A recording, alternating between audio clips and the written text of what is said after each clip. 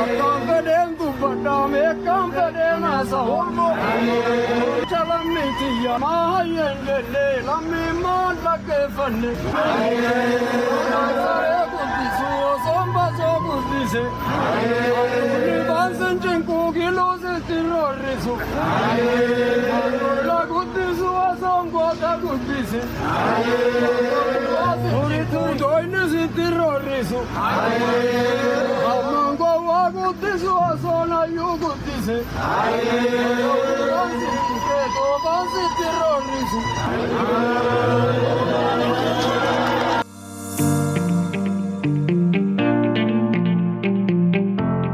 Welcome back. Baga nagaan deebitan, baga nagaan dhuftan. Kun podcastii Ilma Hormaati.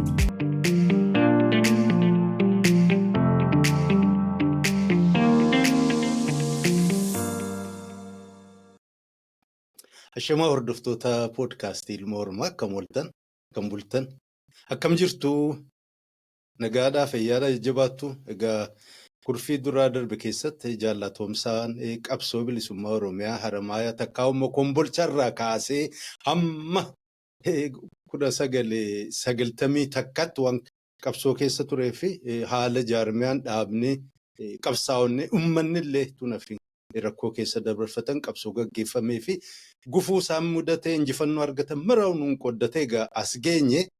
Egaa maayii irratti mootummaan lamaan ka Hamar jirtuu fi ka Shaggar turte illee ka isaan dhibaa turte lamaanuu jigdee isaanis dirreerra gara uummatatti gara magaalaatti gabbaanii bakka san dhaabne. Hadhamoo sanarraa kaasee egaa waan hafe immoo nuun qoddatuuf jaallatoomsaan deebi'ee waltajjii kana gubbaatti argama. Egaa isinis kabajamoo hordoftoota waltajjii podcast Ilma Hormaa jaalala kanaaf kabajaa ulfinaa fi jaalala isaa maluun simannaa akka gootan jabeessanis hin gaafadha. Jaallatoomsaa irra deebi'ee baga nagaan jiraatte, baga nagaan nuti deebitee dhiyaadhu waltajjiin keetii. Ayyee fayyaa ta'e baga walitti dachaane. Walumaa galatti egaa rakkoo garaagaraa kan 91 duraa waan biyya keessattis taane biyya ollaa Soomaaliyaa keessattis taane haala gaarii fi haala badaa haala bu'aaf bahii haala ulfaataa fis gaariis wal keessa qabu hundaa'uu keessa dabarree 91tti chaartarii baanan san seenne. Yeroo chaartarii seennu san keessatti egaa akkuma siitu tuqetti nuti yeroo san yoo silaa qophii gaarii qabnuuf yeroo guddachuudhaaf takka jennee itti eegalle waan ta'eef jecha silaa dargiinis xiqqoo ture gaarii ture, Ziyaad Barreenis gaarii silaa xiqqoo ture gaarii ture kan jiru irratti hin dhaabe. Haa ta'u akka fedhe haa ta'u chaartariin sun dhufee chaartarii san seenna. Akkaataa chaartarii san itti seennes akkumaan duraanuu si ibsetti qunnamtii humna keenya godina dhiyaa wajjin qabaachaa waan turreef jecha san keessatti odeessa nuu kennaa turan odeessa haalli akkasitti jira sadarkaa kanarra jira dargiinis kufuuf deemaa haalli biyya kanaa akkas ta'uuf deemaa kan jiru waa hundaa'u wal hordofaa waan turreef nutti haaraa miti. Haa ta'u akka bahaatti waan san itti amannee jaalannee gaariidha jennee fudhachuu baannus akka sirna dhaabaatitti naamusa dhaabaatitti waan hogganni olaanu dabarsee fudhachuun dirqama waan ta'eef jecha kanaaf fudhanne jechaadha. Fudhanneetuma amanni jaalanneetuma itti seennee jechaadha. Hoggaatti seennu immoo akkuma yaadnetti rakkoo guddootu nu mudate. Mootummaan ce'umsaa yeroo ijaarame san keessatti nuti qooda gama keenyaa mootummaa keessatti kan fudhatame haalatti keessa dabarreegaa waan hedduun ifaa waan ta'eef sana keessan tuqu nuti immoo akka bahaatitti kanuma haala keessa turreen sana tuqa nuti yeroo chaartarii seenirraa kaasnee hanga baanutti ammatti tokkicha san hanga turretti takkaa hafuura fudhanne jechuudha. Guyyaa tokkollee hafuura fudhanne walumaa galatti naannoo san dhuunfachuu fi bal'ifachuu fi guddisuu fi waan guddaa tokko dalaguudhaaf irratti hojjetaa ture. Kana keessatti jalqaba yeroo magaalaalee gurguddoo seennu magaalaan Harar, Dirreedawaa, Ciroo TPLF jalatti hoogganamti. Kan sanarraa hafe immoo nu jala ture dadar akka heedkwaartarii keenya dubbee keenya ta'utti walii galame karaa gurguddaa akka federaalli eegu jaameeti federaalaaf dhiifamee gaafatama nulachuutu ni qabna turre. Wanneen waliigalteetti gaggabaabaa tokko godhannee saniin gaama sossoo'uu eegallee jechuudha wal keessa. Yeroo wal keessa sossoonu jalqaba naafi jaalburuusootu harde. Naafi jaalburuusoo hardeenee humna wayyaanee kaachi ture kaaju Saamoraa fa'a.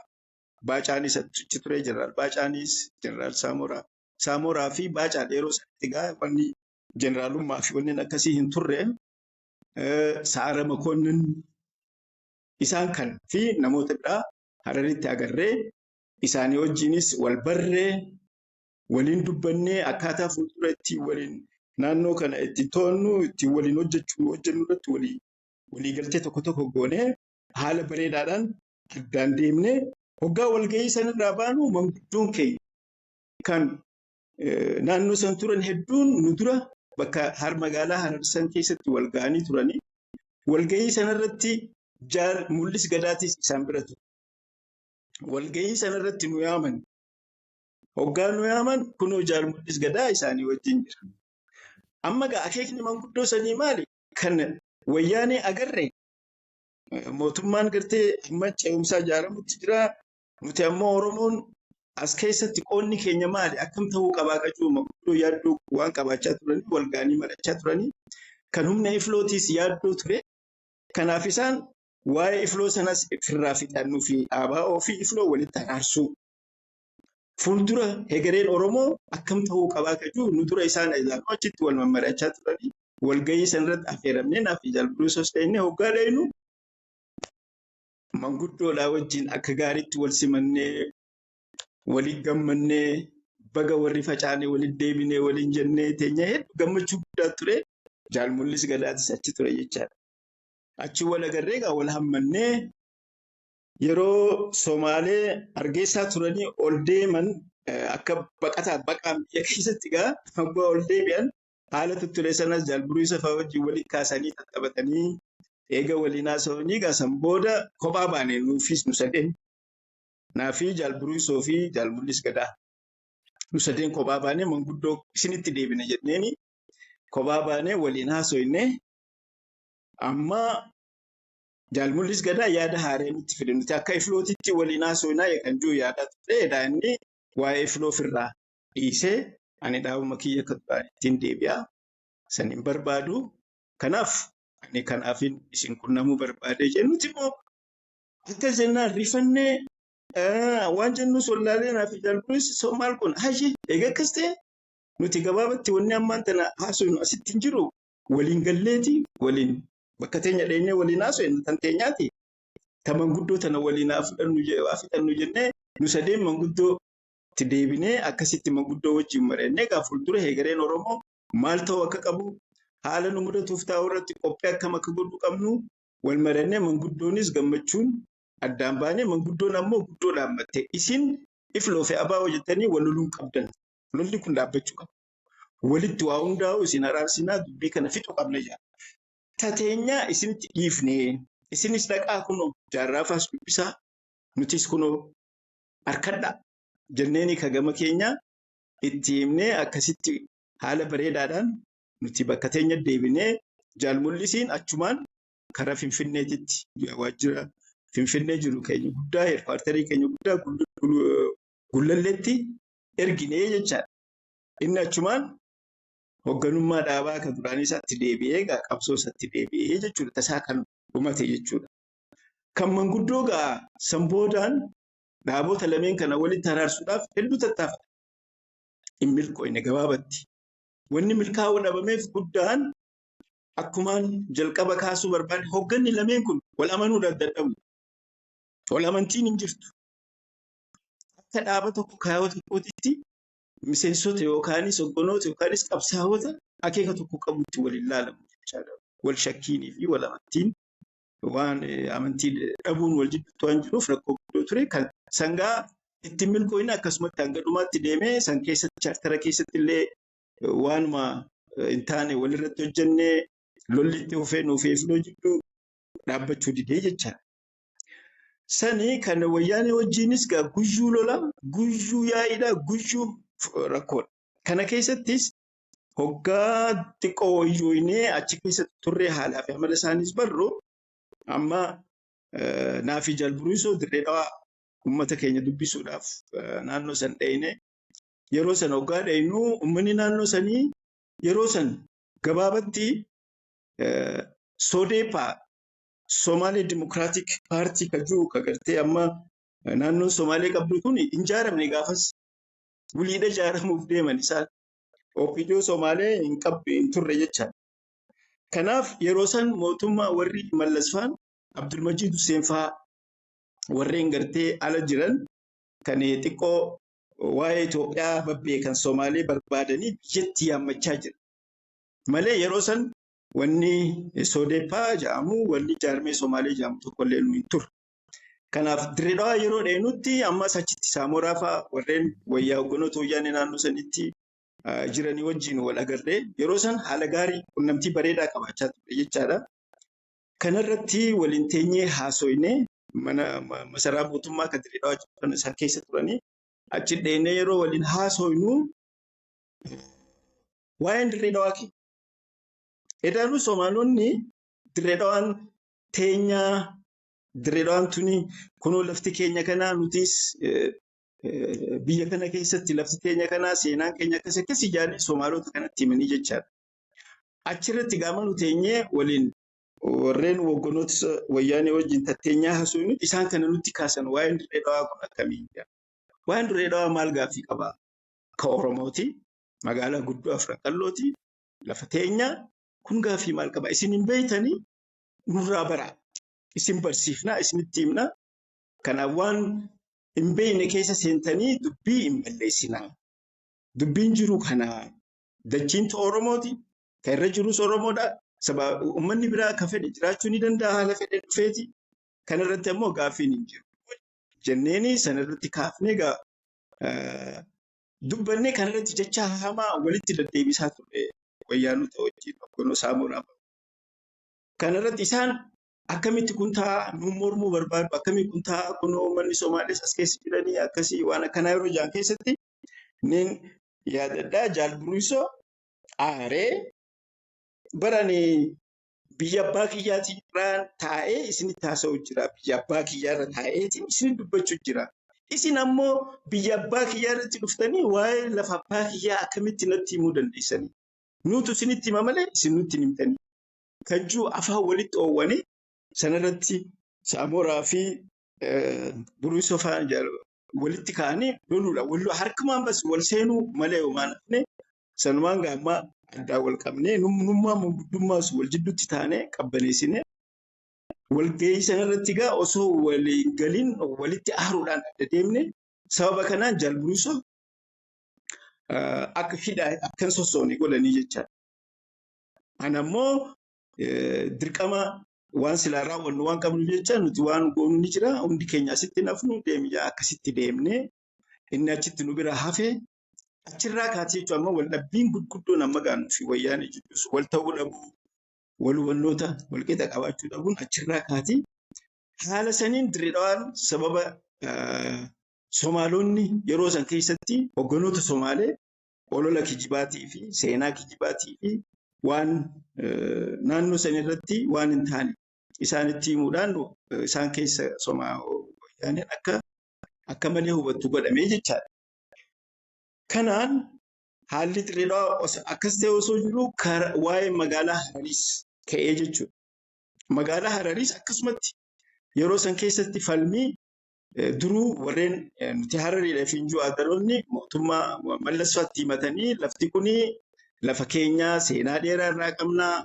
Kanaafuu nuti kunoo uummanni Oromoo nu liqimsee jira nuti baduuf deemnaa nu dhaqqabaa kaju itti himatanii magaalaa Harariirrattis wal dura dhaabbachuutu dhufe jechuudha.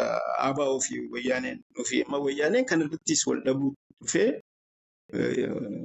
wal mormii addaatu keenya walgahii adda addaa irratti walitti dhufnaa ni haasoynaa waa takka walii galuu dadhabne adda deemnaa. Kanaaf sunis akkasitti yaa'iin gaafas irraa kaatee jechaadha.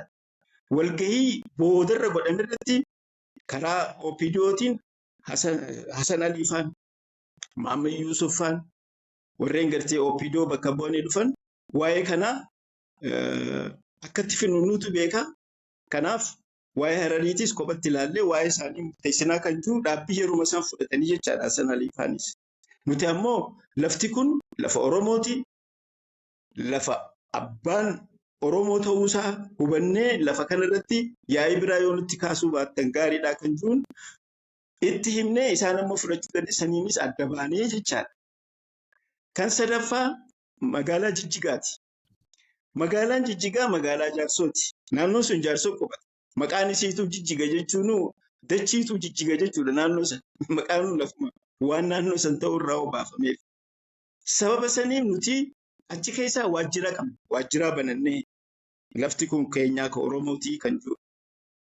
Waajjira qabnaa, dabballoota jira, waraanallee humna sagli tokko achi keessa qubsiifnee jirra jechaadha. Humni Somaaleen yeroo sana akkuma ibse Soodeepaan hin ijaaramne. Uummanni Somaalee mataan isaa Ogaadenoo achi keessatti maayinoon waan hin jirre jechuudha. Sababa adda addaatiin kan dhufe malee qubsumaan guddaan hin turre achi keessatti. Uummatuma jaarsootu uummatuma keenya Oromootu achi keessatti heddumminaan jiraata. Kanaaf ka Jijjigaa irrattis yeroo san gaaffii nuu hin turre jechuudha.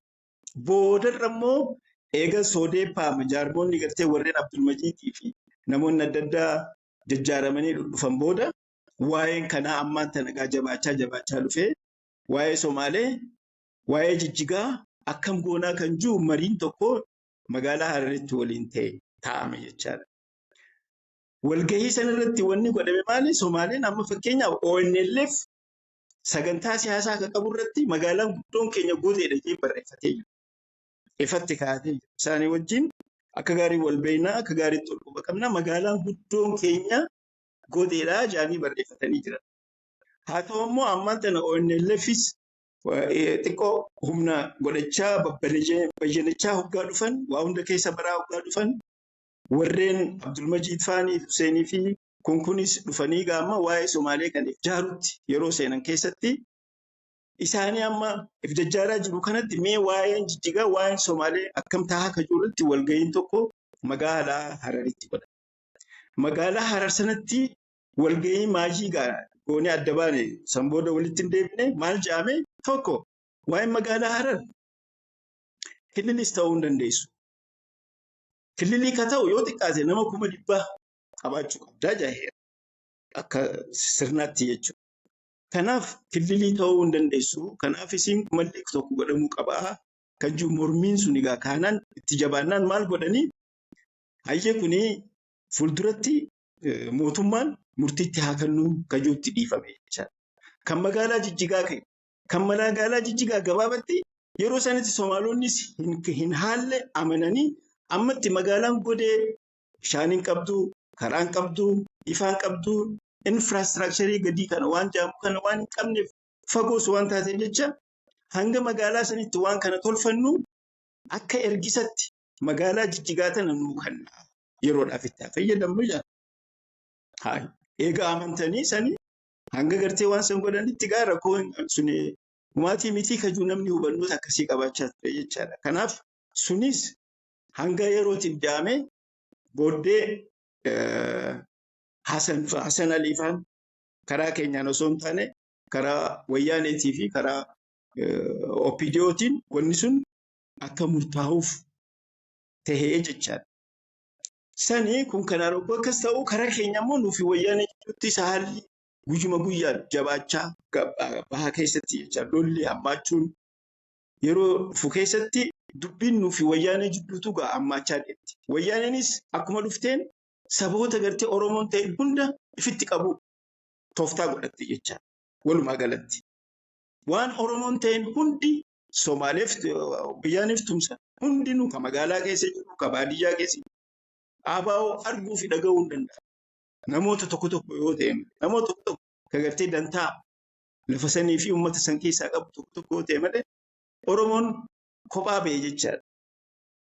Uummanni kaan ammoo akka jirutti Wayyaaneen meeshaa godhattee itti fayyadamaa turte if jaaraa dhufte jechuudha. Isiinis Wayyaaneenis if jaaraa gurmeessaa dhufte chaalenjiin gaammattiidhaan gama keenyaanis nuuf wayyaanee jidduu jiru jabaachaa yeroo deemu keessatti dadhabame wal dadhabnaan walgahiin guddaan tokko Finfinneetti mee hogganoota ol aanoo dhaaba lameenii kana waliif finnee haa mariisifnu kan jiruun Finfinneetti walgahiin tokko yaamamee walgahii waliin godhan.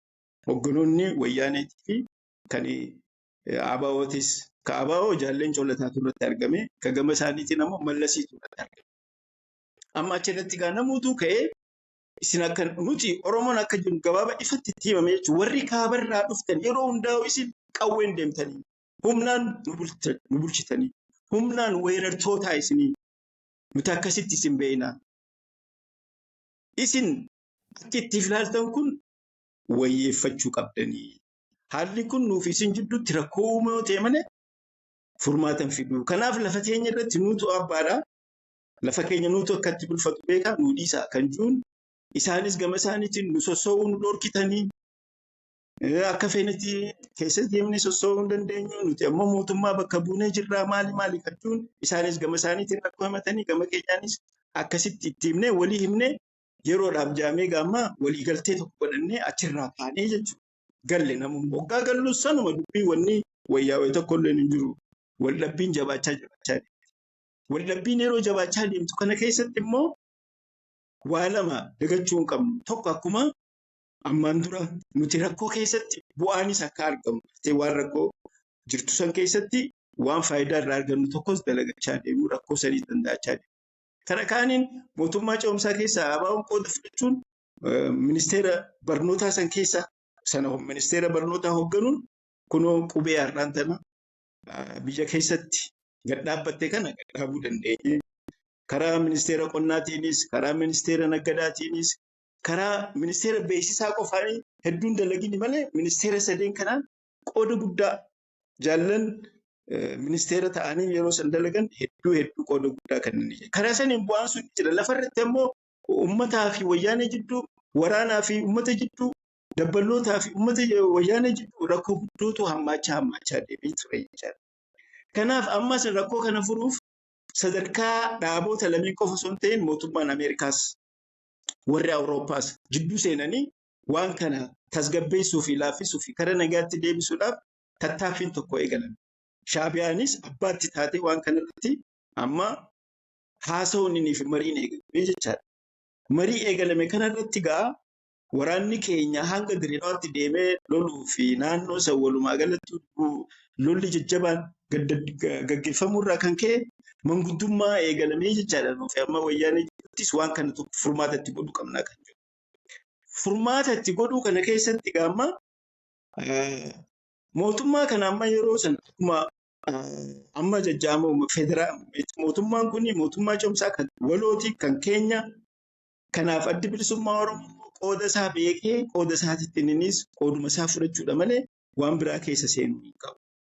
Kanaaf wal kabajuunii fi sirna sana wal jidduutti qabaachuun barbaachisaadha kan jiru. San jabeessanii maal godhanii koreen tokko sadarkaa biyyaatti sadarkaa naannootti akkasitti haa ijaaramu.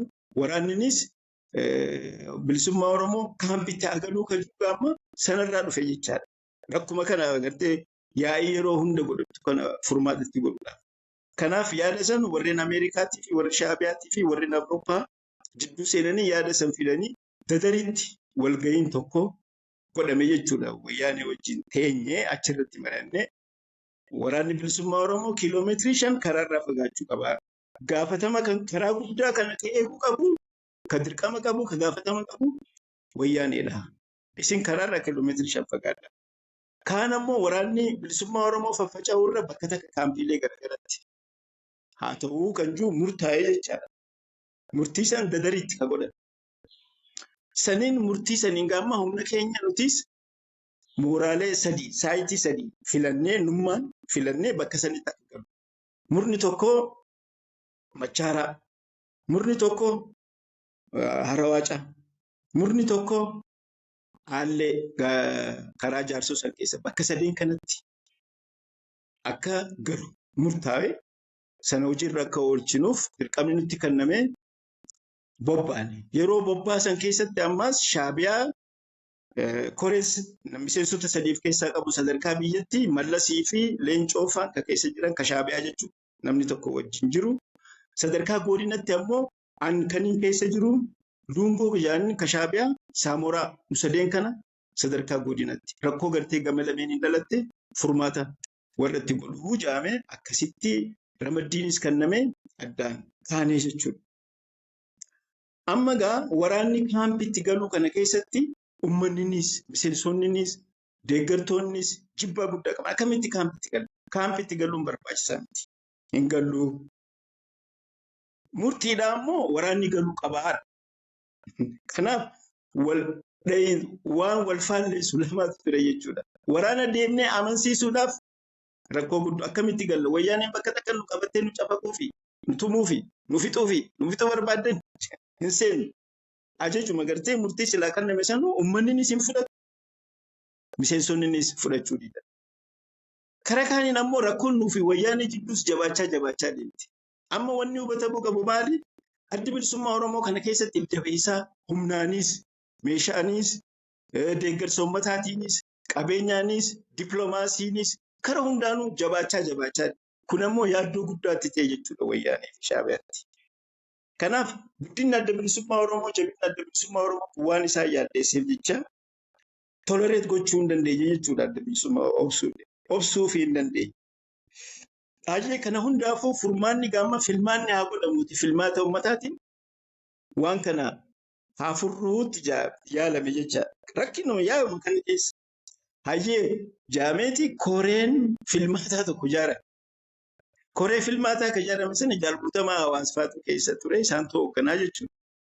Isna elekshinii gartee filmaatuma naannoo jechuudha. Amma filmaanni sunis haa godhamu jaamee koreenis itti ijaaramee nuufi wayyaaneenis kan keessaa qooda fudhatu. Itti seenamu keessatti wayyaaneen amma kana keessatti yoo filmaanni godhame akka mo'amtu waan beekteef jecha waan san fashalsuu irratti qophaa'e jechaadha. Amma maaltu deemaa dhufe jechuun gabaabatti chaartara keessa gamaa gamana wal harkisuun, gamaa gamana wal dhiibuun, waan hedduu tattaafatu, waan hedduu yaaduun dadhabame kana. Karaa keessattuu karaa humna keenyaatiin, karaa uummata keenyaatiin waa'een chaartaraa kun liqinfamuuf itti jechaadha. Haa ta'u ammoo maali? Waan fedhes haa ta'u chaartara kana keessatti bu'aan nuti arganne. Injifannoon nuti argannes guddoodha. Waa hedduus dalagamee jira.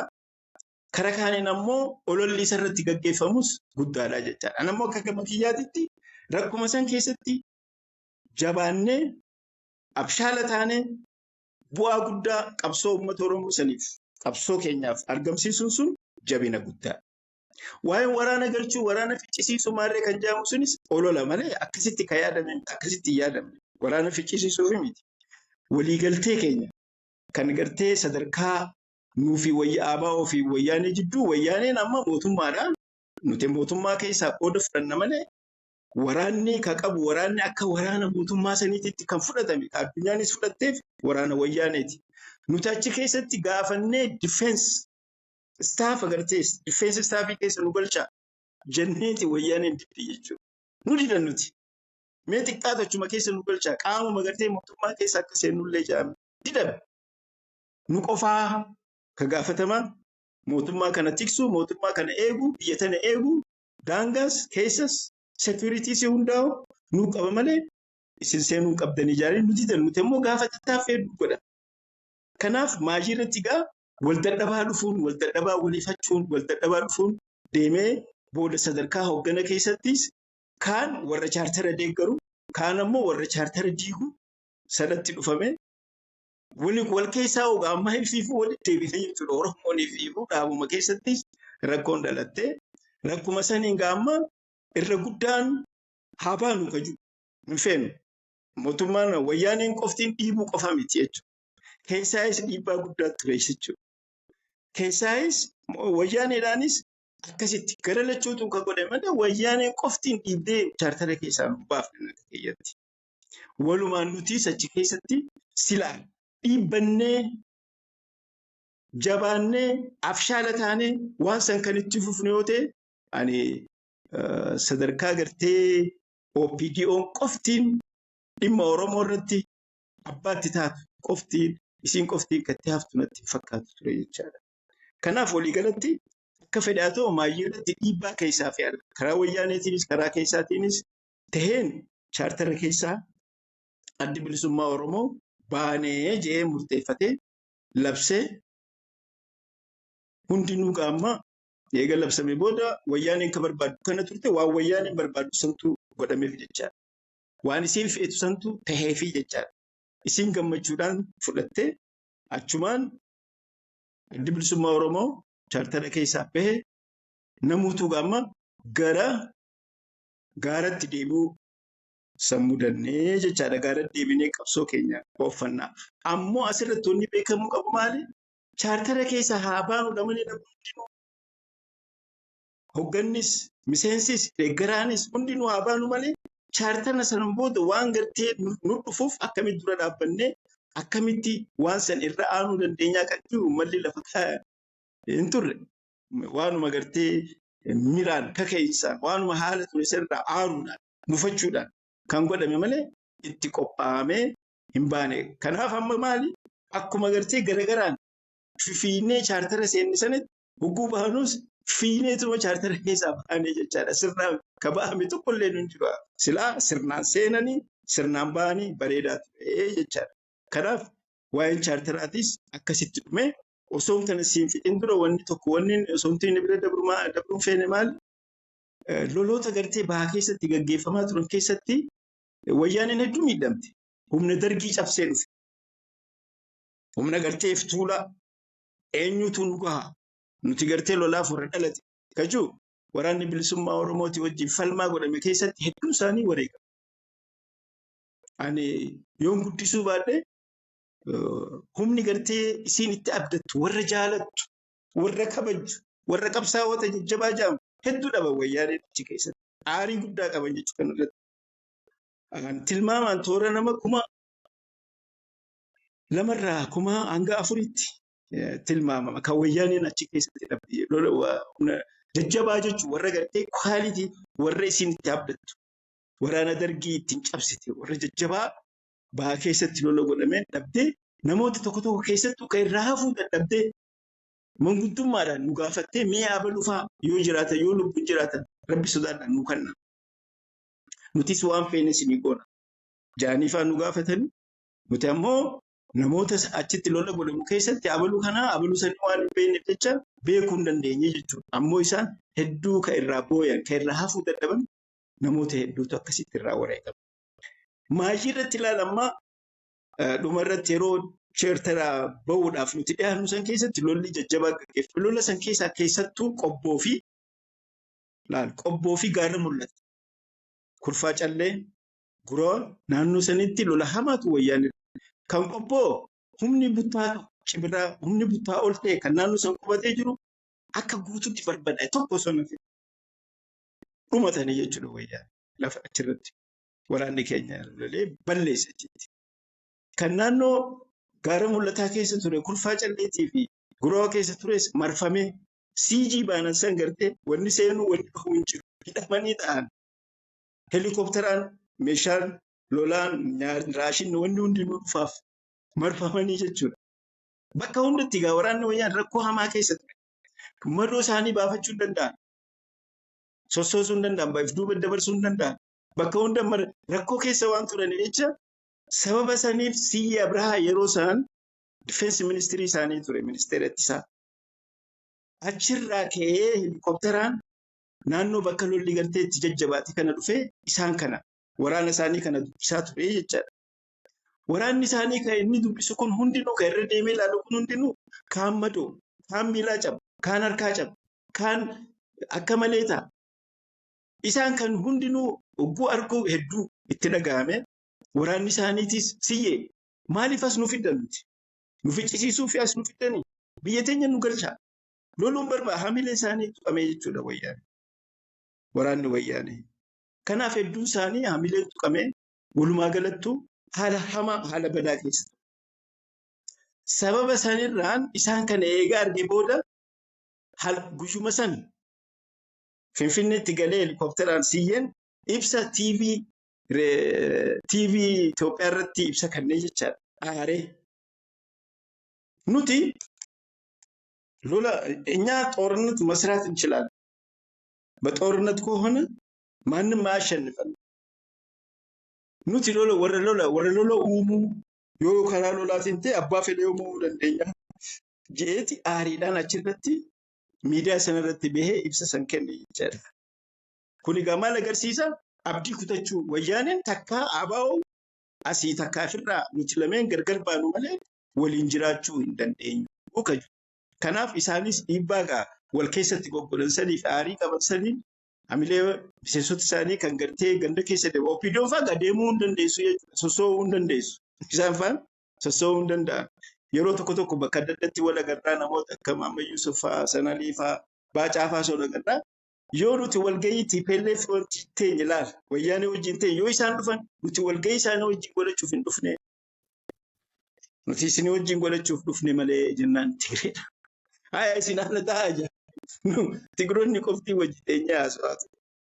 Kun hundinuu aarii mufannoo jibban sagartee ABO irraa akka qabaatan keessatti waan hamtu uume jecha nutis kanarra qooda guddaa qabaanne wanneen akkasii kana hunda walii kuufameeti bas uumate bas nuuf wayyaanee wajjin jiraachuu biyya kanarra wanni nu hafan jiru kajuwaam sadarkaa sanarra gaamee akkuma facaanee seenne sanatti facaanee keessaa wanni nu mudateef waan kanarraa kana ture jecha. Ayyee jaallatoomsaa barakaa argadhu baga jiraattee nu gammachiistee barri chaartara jedhamu takkaa'u barri mootummaa ce'umsaa sun yeroon si gabaabduu taatus wanni bara sana hojjetame waan waggaa 50-60 fa'aa fakkaata waan hedduu keessatti ta'e bu'aa akkumaatu ibsitee bu'aa gurguddaa akkumaatu ibsitee rakkoo hedduutu qabsoo bilisummaa Oromoo adda bilisummaa Oromoo walumaa galatti uummata Oromoo fi dhaabota Oromoo mudate. Mee egaa odoo seenaa itti aanutti tariin dura waan takka lamaan nu qulleessi. Dhiibbaa keessaa naaf gala dhiibbaa uummataa manni maal asii gootan isinirra baatee waan jira dhiibbaa keessa dhaaba keessaa godinaatti turte sun mallattoo maaltu ture akkamii wanni kun jiraachuu si hubattanii hoogganotaa ta'uu qondaalota miseensonni lakkisaa waan kana ka jedhu ture. Kattaanu dubbii kaampii sadan sana seentammoo ni hafe. Gaarii tani keessaa kan isin jiru wanni niin kaasee fi waan tureetu fakkeenyaaf warreen akka Jaallugaasaa fa'aan kara keenyaan jechuudha. Hoogganni dhugaasaa bakka qofaan ani isaan yaadadha namoota kaan lasii miti. Warreen waa'ee chaartarii kana jibban nuti chaartarii kana feenu jechuu sadarkaa oliitiitti jechuudha. Amma Jaalnadii, Jaalburisoo, Jaalatamaa Hawaas hogganoonni gurguddaan kan waliin turre hedduun isaanii plus waan kana irratti mormii ana dabalatee jechuudha. Chaartara seenuu irratti diddaa mormii kan hin qaban. Kara Jaallugaasii ta'an immoo jibbaa ture jechuudha. Jibbuusaa kan beektu maali hanga naannoo san keessa waliin turre wayyaanee guyyaa tokko osoo hin argin dhugaasaan walgahii gartee dadaritti saamooraan faan dhufanii irraa hirmaatan malee takka illee irraa hin hirmaanne hidheessa jechuudha. Silaa osoo inni jiru ani bakka isaa san bu'ee koree gartee sadarkaa naannootti Tripartite Committee gartee kan qaama nama sadiirraa ijaarame Tripartite Committee koree san keessa an silaan seenu jechuudha. Kan naannoo san keessatti bakka lolli ta'e hundi anaa fi buruusu. Nuti if kennineeti. Ani riiskii balaa hedduu keessa wayyaaneen qabame hidhamaan oola jechuudha. Isaanis keenyas na baasan. Nuti subbuu keenya qabee warra akka Geetaachoo Badhaanee fa'aa wayyaanee gartee obboloo karaa deemu qabu waraanni keenya qabee hidha. Aboon Finfinnee irraa amma bullee aboo nama akkasii qabdanii hiitaniitti gadhiisaan hunda kadhaqee baasu nuyi. Anaa fi buruus. Naannoo san walumaa gala bahaa keessatti guutuu lafaa san keessatti kan deemee waan san raawwataa ture nuyi jechuudha. Kanaaf namoonni akkasii sadarkaa sanatti gaa'is kan gadiitis namoonni hedduun booddee wal amansiisuudhaan lakkii nuti wayyaanee wajjin jiraachuu hin dandeenyu kan jibbaan hedduutu ture jechuudha. ni citeensa. Ayyee kabajamoo hordoftoota keenya jidduutti sababa teeknikaatiin cinnee deddeebinee bahaa seenaa waan kana waan qopheessineef egaa bakka garii irratti yoo waan waliin simanne isiniif fakkaate dhiifama nuu godha akka nu hordoftanuun egaa jidduu kana seenee isin hubachiisuu barbaade egaa akkasiin nu quba qabaadha. Yeroo ce'umsaa sana chaartara keessa seenutti jiraachuu fi waanuma chaartarii san keessa seenuu fi dhimma isaa sanarratti jibbaa guddaa qabaachaa ture Jaallugaa. Kanarraa kan ka'e qooda hin fudhanne hedduun waa'ee chaartara san keessatti sochii garaagaraa akka godhamu keessatti falmaalee adda addaa goonu keessatti inni duubatti irraa hafe jechaadha.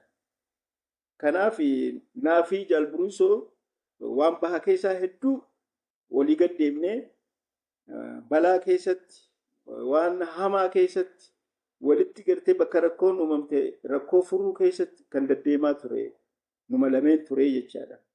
Kanaaf namoota gartee warri miseensonni keenya waraanni keenya qabee hidhuus nu baasaa ture. Kan ammoo wayyaaneen nurraa qabdees dheenee kan baasaa ture nuyi jechaadha. Kanarraa kanaaf egaa namoonni kaanaan amma Jaal Guutamaa Solee turre, Jaal Nadiisii, Abbaa Biyyaa Roobaatiis, Jaal Araarsoos namoonni hedduun hoogganni sadarkaa olii kan turre kaan olii gullalleettuu galan. Jaal Nadiin faan Jaal Guutamaan faan achii dhaqanii egaa waan sadarkaa gartee qooda guddaa kennuudhaaf achitti ol deebi'anii hiree argatame sanitti amma Jaal Nadiin gaafatamaa siyaasaa waliigalaa dhaabaa ta'e jechaadha. Isatu hojjetaa ture. Kanaaf namoonni sadarkaa hoggana olaanuu keessaa gurguddaan ani Jaallugaa sumaan yaadadhaa. Kanneen hafan ammoo sanii gadi sadarkaa sanii gaditti ajajoonni waraanaas keessattuu ajajoonni waraanaa sadarkaa birgeedii sadarkaa cibirratti akkasumas miseen loltoonni hedduun waa'ee chaartaraa san fedhanii jechaadha. Deeggartoonni keenyas uummata keessaayis hedduun maal gootan chaartarii jettanii as keessa kunoo wayyaaniin akkana gooti isinuma harkaan qabdanii isaan kan laalan yeroo sanitti dachii Oromiyaa keessa nu qoftiin maaliif hin jiraanneedha malee nu qofa gartee kabiraa akkamitti as keessatti muree murteessaa tahaa arguma gartee jibbuutu ture jechaadha. Kanaaf sadarkaa hoggana olaanuu keessas ni ture namoonni akkuma maqaa sidheetti warreen ajajoonni waraanaatiin sadarkaa gadii birgeed cibirraa guddaa miseensonni sirra guddaan uummanni keenyas deeggaraanis akkasumatti rakkoo gartee guddoo amma akkitti ilaalan maal isaan nuti wayyaanii kana ammumaan tana ofirraa balleessinaadha amilee ture sanii waan ofirraa balleessuu dandeenyu tokko akkamitti waliin rakkatanii akkasii faa yaadanii jechaadha lakkiin akkanaa miti dubbiin suuta laalanii malaan deemuudha malee akka isin yaaddan kanaa miti jennee wangoobsu dhobsine boodarra immoo isaantu caale warra gartee jibbaa qabuu fi chaartara keessa gartee jiraachuu sana haala akkasiitiin waliin deemuu irratti irra guddaan waan jibbeef haala saniin chaartarri kun san keessaa adda bilisummaa Oromoo akka bahu dirqisiifame jechaadha. Dhiibbaa keessaa fi alaa kan hin jiruuf kanaa jechaadha. Isaantu nu galchee warra gartee chaartarii keessa akkasiin nu ficcisiisa akkana nu galan maali kajuu sababa saniin kanarraa kan akkasiitu waan kana fidee jechaadha. Kan ammoo hubannoota dhaba malee amma kun taa'ee ilaalus hedduu silaa waan san obsineetuma akka amala keenyaatti barannee kaanis wareegamaa kaanis gartee miidhamaa haalan adda addaa obsinee kan keessa dabarru yoo ta'e numama waan ture jechuudha jammaatiin. Kan lammadaa immoo gaaffii na gaafatte kan waraanni gartee saayitiilee bakka qubsumaa waraanaa kan haagaluu jaame san eegalee jira. Ana kan waan san keessaa qooda fudhate galchuu irratti illee kan saayitii san illee ilaale ana waliin warreen koree jenne san tiraapaartii koomitee sana wajjin nuuf filate. Eessa waraana qubsuma waraanaati eessa nu ta'a ija waraanaati akka waraanaatti ilaalamee jechaadha. Kanaaf bakka sadeenuu qubsisuu irratti waraana sana achi galchuu irratti ka qooda guddaa fudha. Gaafatama sanallee anaaf fudhate ture. Anumaan nu akkasitti bakka san laallee achi galchine. Galan waraanni kaampiilee sadeenuu dhaqee ilaale. Kan naannoo aallee ka jaarsoo san qofaatu xiqqoo nu rakkise. Hin seennu, ni seennu, hin seennu, ni seennu. Aboo seenaa jennee egaa akkasitti dirqinee sossobneetu akka achitti galan goone bakka sadeenittuu waraanni galeettu. Yeroo gale sana keessatti ammoo rakkoon jiru ammaas maal ture? Kan dubbii ammaas hammeesse keessattuu kan giddugalaa irratti kan gartee naannoo Hawaacaa naannoo sanitti kan qubsumtii kan godhame san keessatti waardiyaa karaa rafaa akka karraatitti gartee taa'anii warri Shaabiyaa waan kana to'achuudhaaf waraanni achi keessa ni jira moo hin jiru? Seenee jira moo seenee hin jiru? Ka seenus eenyu seene? Ka bahus eenyutu ba'e? Sadarkaa gaa to'achuu sanfaa waan tureef namni kana faa jibbuu. Shaabiyaan maal asii gooti? Shaabiyaan maal nurraa qabdi? Jibbuu sansanis wanti kunis daranumatti dabalee jechaadha dubbii ammeessaa deeme. Kanaaf yeroo sanitti immoo Shaabiyaan dantaa qabdi. Kan wayyaanee akka biyya kana Finfinnee seentu godhe humna makanaayizii isiiti, humna waraanaa agartee isiitu fidee jechaadha. Dargiis ka cabse wayyaanee haa jaamu malee dargiin kan cabe Eertiraa keessatti lola Afaabeetiin murteessaan akka agarreetti lafa sanillee dheenee ilaallee Afaabeessanii lafa Afaabeessanitti kan waraanni dargii guutuutti barbadaa'e. Meeshaa qabu, humna qabu, akka waraanaatitti gartee ija isaa achitti dhabe. Kanaaf achitti mo'amee wayyaaneen dargiinuutu cabsee maqaatti fudhatte malee parsantiidhaan yoo ilaalle parsantii 80 ol Shaabiyaan. TPLFitti aanaa nutillee qoodaan keenyaa ni qabnaa jechaadha xiqqaataa guddattu. Walirraa akkasitti qabaanna malee wayyaanee mika guutuutti waan mirga sana kafatee jechuuf hin kaasee. Kanaaf amma dantaa waan qabduufis waraanni bilisummaa Oromoos akkan guddannee ABO'nis biyya kana keessatti biyya Oromoo lafa Itoophiyaa jedhamu kana keessatti qooda guddaa kan qabaanne irra dalagaa turte.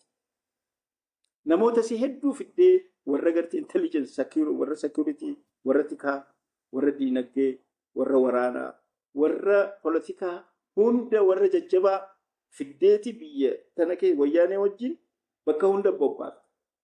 Isaanii kan yeroo sanatti olaantummaa gartee taligaa waa murteessuu irratti isaantu olaantummaa qabaachaa ture jechaadha. Fakkeenyaaf amma Koreen Tripartite Koree kan jedhu san kanneen keessa ture yoo amma Luungoo Saamoraa aanee taanee yoo waan tokko teenyee mari'anne yaada Luungootu fudhatama. Yaada Luungoo murteesseetu jirra oolaa jechaadha kan Saamoraatiin yookaan kiyyaa miti. Sadarkaa sanii fudhadhu akkuma olitti sadarkaa biyyaatittis warreen waan Shaabiyaan biyya san dhuunfachuudhaaf biyya san keefii godhachuu irratti dalagaa waan turteef jecha karaa harka naannootiin qooda guddaa qabaachaa waan turteef jecha hedduu bal'inaan namoota qooda adda addaa hojii adda addaa qaban kan akkuma reebisetti kan security, kan waraanaa, kan politikaa, kan dabballee, kan diinagdee, kan gosa hundaa'u fiddeen lafa biyya keessatti facaaftee itti fayyada akka biyyasii caalaatti itti fayyadamaa turte. Kanaaf dantaa isii waan ta'eef jecha nuufi wayyaanee jidduu rakkoo jiru kana yeroo furmaata goona jettu keessa akka ABO'n isaan jiru waan san keessa agartee dadhabaa ta'e humna dadhabaa ta'e akka argamuu barbaaddi malee akka jabaa ta'u waan hin taaneef jecha isiinis waan hedduu waan akkuma jeema kanatti waa hunda keessa harkanan naqachuu waan ture namoota keenya hedduu aarsuun jibbisiisuun waan tureef kunis qooda dabalataatti kanneen namni isiin nu eegaa wayyaanee maali Shaabiyaatus akkas nu godhaa kan jiruun frustrated ta'anii egaa ifachuuf jibbuunis waan tureef kunis itti dabalamee akkasitti kaampii seenamee ture garuu yaa'ii fi rakkoon kunis waan tureef jecha bifa sabatee sirna qabuun tartiiba qabuun hin seenne osoo sun akkasitti jiramutu gaa addi bilisummaa Oromoo mootummaa chaartara baanee kajuu labsiisan baase yaa'uma kana keessa jechuudha. Wanni sabatiinsa sirnaan tartiibaan godhame tokkollee akkasitti keessaa ba'ame maqaaf seenuuf seename ammoo sabati sirnaan tartiibaan kan hojiirra oole tokkollee. Hayyee baraka argadhu jaalatoomsa baga jiraattee nu gammachiiste. Egaa waan kana gudunfinee erga chaartaraa baatanii maaltus mudatee murtiin sun eessatti sin dhaqqabe kana nu ibsita ammoo sanuma wali hidheeti kaampii hogguu jedhane amma namni wallaalaan akka kiyyaa hogguu laalu kaampiin biyya keenya kaampii poolisaa kaampii waraanaa jedhama. Waraanni kun bakka kaampii dur waraana keessa ture dhaqxanii galan moo school bakka mana barnootaa ture galtan moo bakka maal jechuu kaampiin suni? Fayyaa ta'e kana baree jalqabaa akka tokko ibsuuf yaalee ture military kaampii waraanaa jechuun qubsuma waraanaa jechuudha. Qubsumti waraanaa tokko kan laalamuun lafa tarsimoo waraanaaf qubsuma sana. Yoo waraanni achi qubate tokko karaa waraanaatiin ittisuu haleeluu jireenya waraanaatiif qilleensi naannoo sanii akkamii lafti inni irra qubatu sun fayyaa isaatiif ni tola moo hin tolu bishaan ni qabdi qilleensi sii bareedaadha naannoo uummatarraa fagaachuu qaba lafa uummataa walitti dhiyaatu lafa uummatarraa fagoo lafa immoo teessumti lafaa sun akka lafa ija waraanaatiin tarsimoo haleeluufis ittisuufis loojistik dhiyeessii gartee barbaachisu argachuufis kun hundinuu ulaagaalee waraanummaatiin laalameeti lafti sun filatamti malee akkasumatti bakki fedhe inni taa'ama jaameeti miti jechaadha. Kanaaf lafti sun ija waraanaatiin tarsimoo waraanaatiin akkaataa qubsuma waraanni tokko eessa akka qubatuu qabu kan jiran lafti sun itti filatamtu ulaagaalee qaba. Ulaagaalee san laalleeti jechaadha bakki sadeen kun kan filatame bakka hedduu deddeemamee ilaalame. Kaan yoo bakka gartee lafa ol kaatuu taatee qilleensi sii badaa ta'a loojistik dhiyeessuudhaaf rakkisaa ta'a bakka tarsimoo lafa haleeluudhaaf yoo diinillee sitti dhufee haleeluudhaaf mijjatu qabdi yookaan immoo ittisarratti rakkoo qabaachuu qabdi.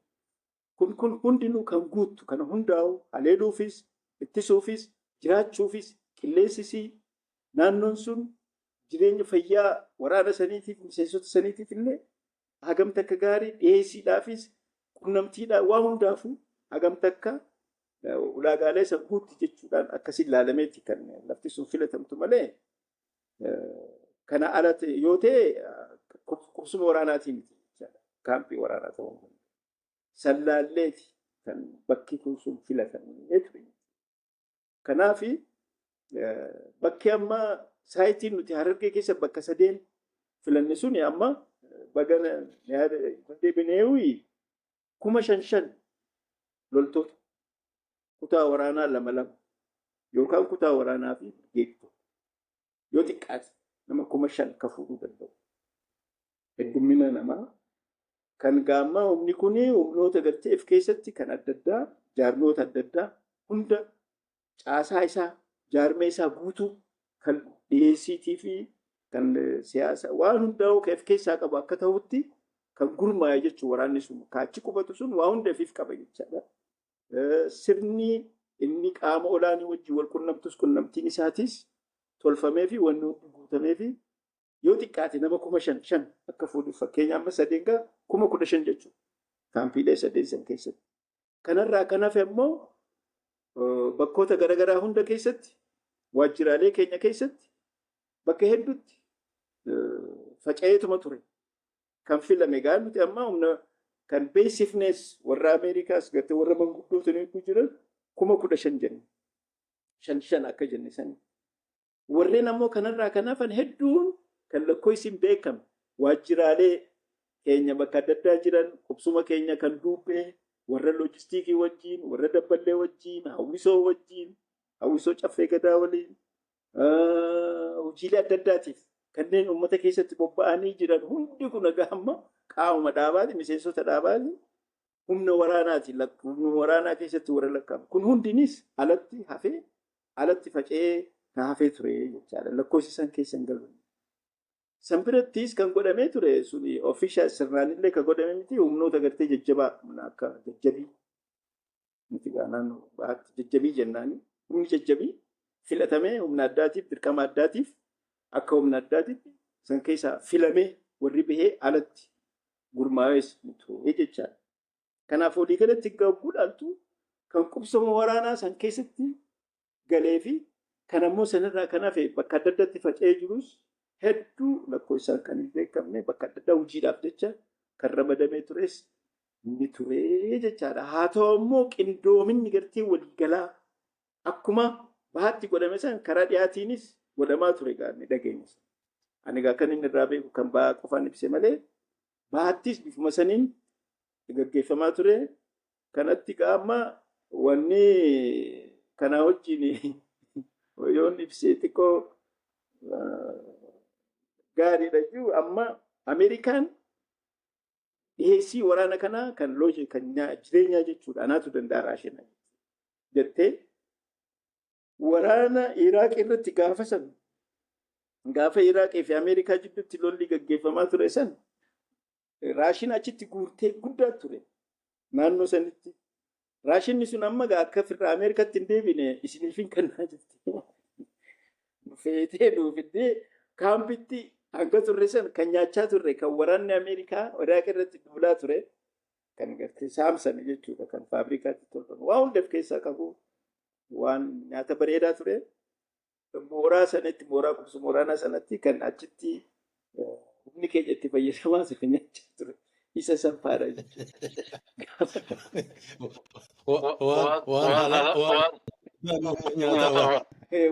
Waan waraanni Ameerikaa nyaata achitti nuti hanga san nyaachaa baanee jechaadha.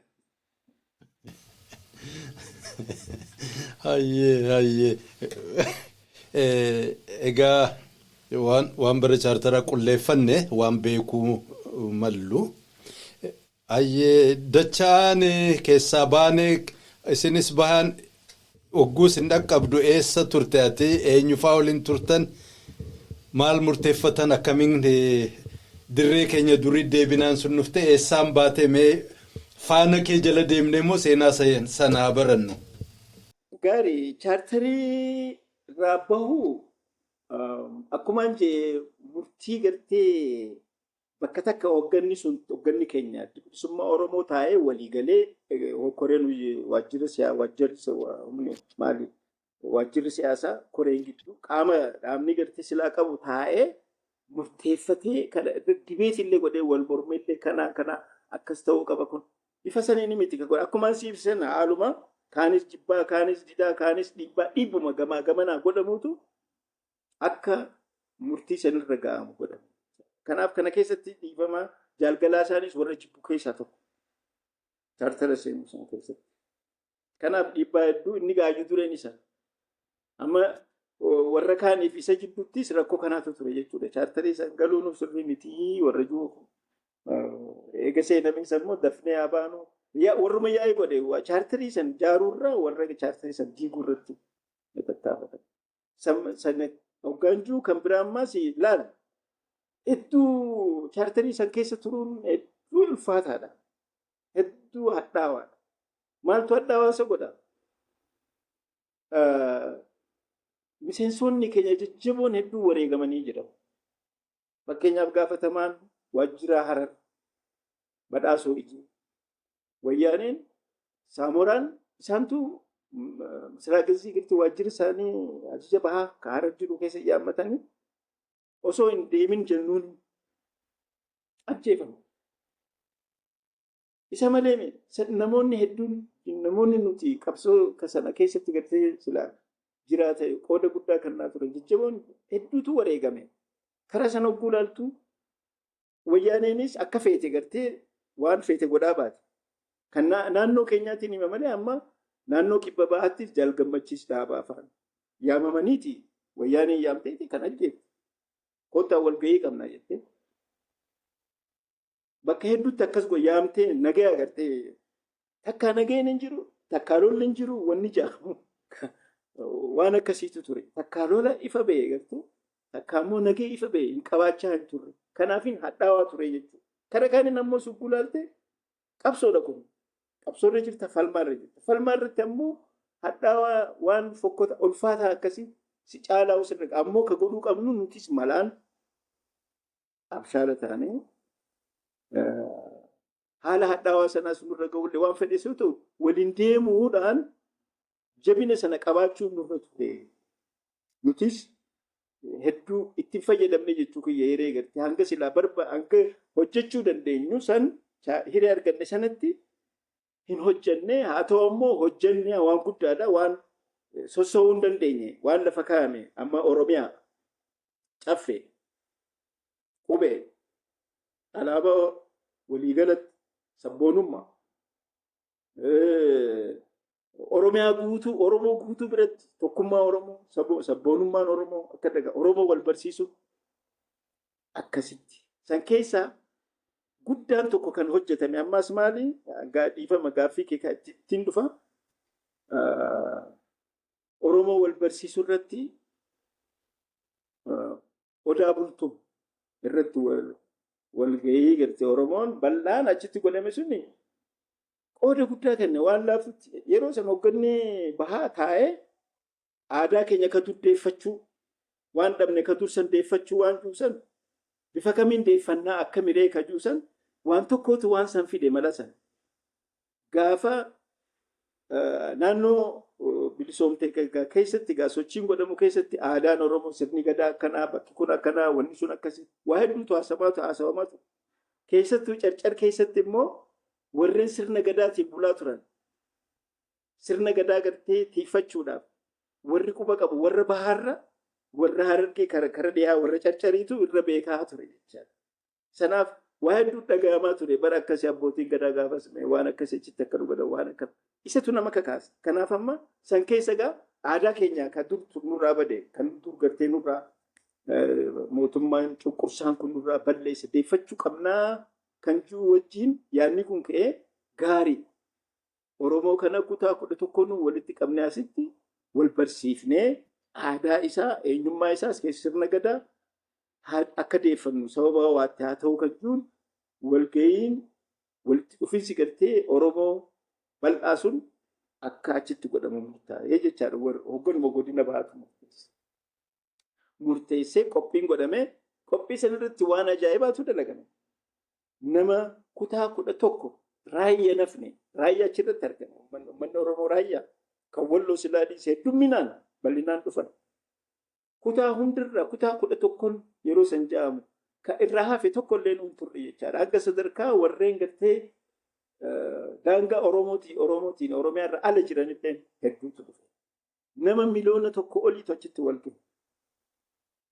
Nama miliyoona 1 ol torbaan 1 ol irraa fudhate. Achitti qophiilee garaagaraa hawwisoonni ture marii garaagaraatu ture marii kanarratti halkan namni walitti bahee edaa isinis Oromoodha nutis Oromoodha Oromoon gaafas waliin boo'e waanuma jiru wallaalee waliin boo'e gammachuu bira dabre halkan mariin bakka adda addaatti godhamu keessa argamaa ture ani gaafa san walgahii san waltajjii san kan qindeessaa ture tokko ana beeksisaa ta'ee achirratti argamu.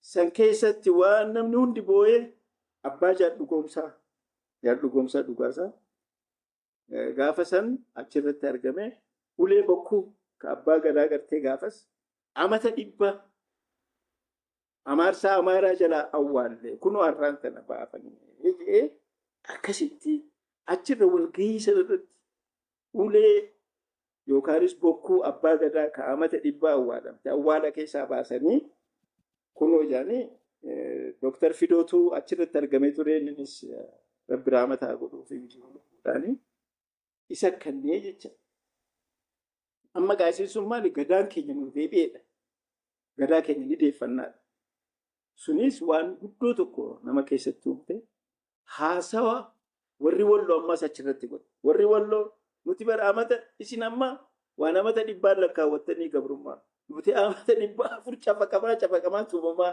as geenye isinitti laaftuudha.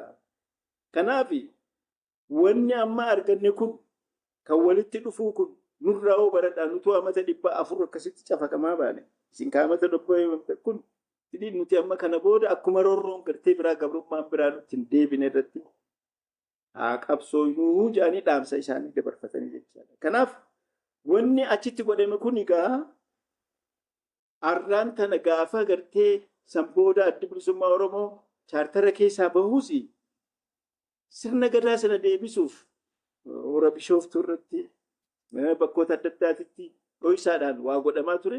Feestivaala Oromootitti jijjiiramee jechuudha ammaan tana Irreecha kan jedhamu. Feestivaala Oromoo walitti dhufuun gartee Oromoo kutaa. Amma akka beeknutti namni hundinuu caffee mataasaa qaba. Irreechas bakka itti namuu kan ganda isaa naannoo isaa qaba. Kun ammoo akka feestivaala Oromootitti amma sadarkaa guddatti egaa uummanni miliyoona sadarkaa miliyoona 10 ol argamu kan Finfinneetii fi kan Bishooftuu kun jalqaba adda bilisummaa Oromoo 1992 haram odaa bultuun irratti kan ta'e jechaadha. Kana kaniin kan haddaa hedduullee miidhaan guddaan nurra ga'ullee chaartara keessatti waan uummata Oromootiif bu'aa qabu guddaan kan gartee sossoosuu hin dandeenye. Kan jijjiiruu hin dandeenye jechuun guddisuu deemuu duuba deebisuu hin dandeenye kan itti fufsiisamee sadarkaa guddaarra qaqqabu. Wanni akkasii hundinuu itti dalagame. Ittis gartee miidhamnu qabsu waan dalayneenis waan guddoo argamsiifnee jirra jechuufiin kana xiqqoorra deebi'ee kaasee dhiifama. Kan kaanii gaamma chaartararraa yeroo banutti dadartu. Anaa dhugaasaadha. Buruusoo hogganni bahaarra guddaan naannuma dadartu. Dadar kuni heedkwaartarii keenya bakka dubbee keenya. Amma waliigaltee nuuf wayyaanee jidduu jiru heedkwaartarii isaaniiti wayyaaneen hin dhaqinaa lolinaa bakka sanatti lolli akka hin godhamneef murtaa'ee ture jechaadha. Akka gartee baafar zoonii qofa osoo hin taane sekiur dheeriyaa gartee waa hundarraa lolarraayis bilisaa nafti kan jedhu. Akkasitti murtaa'ee ture. Haa ta'u immoo gaamma lolli naannoo san bakka dadar hin dhuftu wayyaaneen yeroo tokko boodarra gaamma waa sissiqoo eegalte malee san tura hedduu dhukkitu turte laaltu turte. Amma gaamaajii irratti akkuma chaartara keessaa baanetti nuti hundinuu heedkwaartarii sana waan tureef bakka dubbee kana bakka takka waan turreef reediyoo marraa dhageenya nuti. Reediyoo marraa dhageenya. Reediyoo marraa dhageenya malee tartiibaan kan nutti himamee jiru sirnaan kan taa'amee murtoofne kanaaf hogganni jiru taa'ee lakkeeffasii murtii waan hin ta'iniif reediyoo marraa miidiyoo marraa dhageenye akkasii jennee ganamuu meeshaa keenya guurrannee gara gaaraa keenyatti deebuu qabna jennee makiinaa qabnus meeshaa qabnu waa hundaa walitti qindeeffannee sossoone. Yeroo sossoonu gaalolli duraan wayyaanee itti qophooytee waan kana waan gooteef jecha nusartii ta'e ogguma gabaa yeruma gabaabatti harma ta'ee borumtaa lolli akka gaariitti bakka hunda lolli ta'ee haala saniin hanga jalqabaa ifirraa ittisnee dafnee deemuu baannu suutaan nuti jalaa siqaa meeshaa keenya qabeenya keenya jalaa baafachaa turre. Deemnee boodarra immoo isii waan qophooyteef keenya immoo namoonni yeroo san miseensotatti dabalaman namoota gartee hubannoo leenjiin nuti kenninuus gabaabaa ture. Kanaaf leenjiin barnoota siyaasaa, barnoota waraanaa, barnoonni nuti kenninu yeroo san gartee ka fiiginsaa waan ta'eef gaggabaabaa waan tureef namni miruma gartee yeroo san ture ala bareedaa yeroo san ture fiigee dhaaba kana dabalame. Yeroo haalli rakkoo dhufammoo ammas ba'aa ta'an jechuu isaan beekamudha. Rakkoo kana dura dhaabbachuu warra hin dandeenye tahanii argaman jechuudha. Kanaaf rakkoo guddoon nu mudate ammas kanaan. Chaartarii keessaa baanee humna wayyaanee kana ifirraa ittisuuf ifirraa dhorkuu irratti akka gartee yeroo jalqaba namuutu nuti kanan barbaannu wayyaanee wajjin akkamitti jiran akkamitti gartee waan kana obsinee walitti teenya jiyee ka gartee dhaadataa ture hundinuu akka gartee dhugaa uffuu dhufte immoo hin taane jechaadha.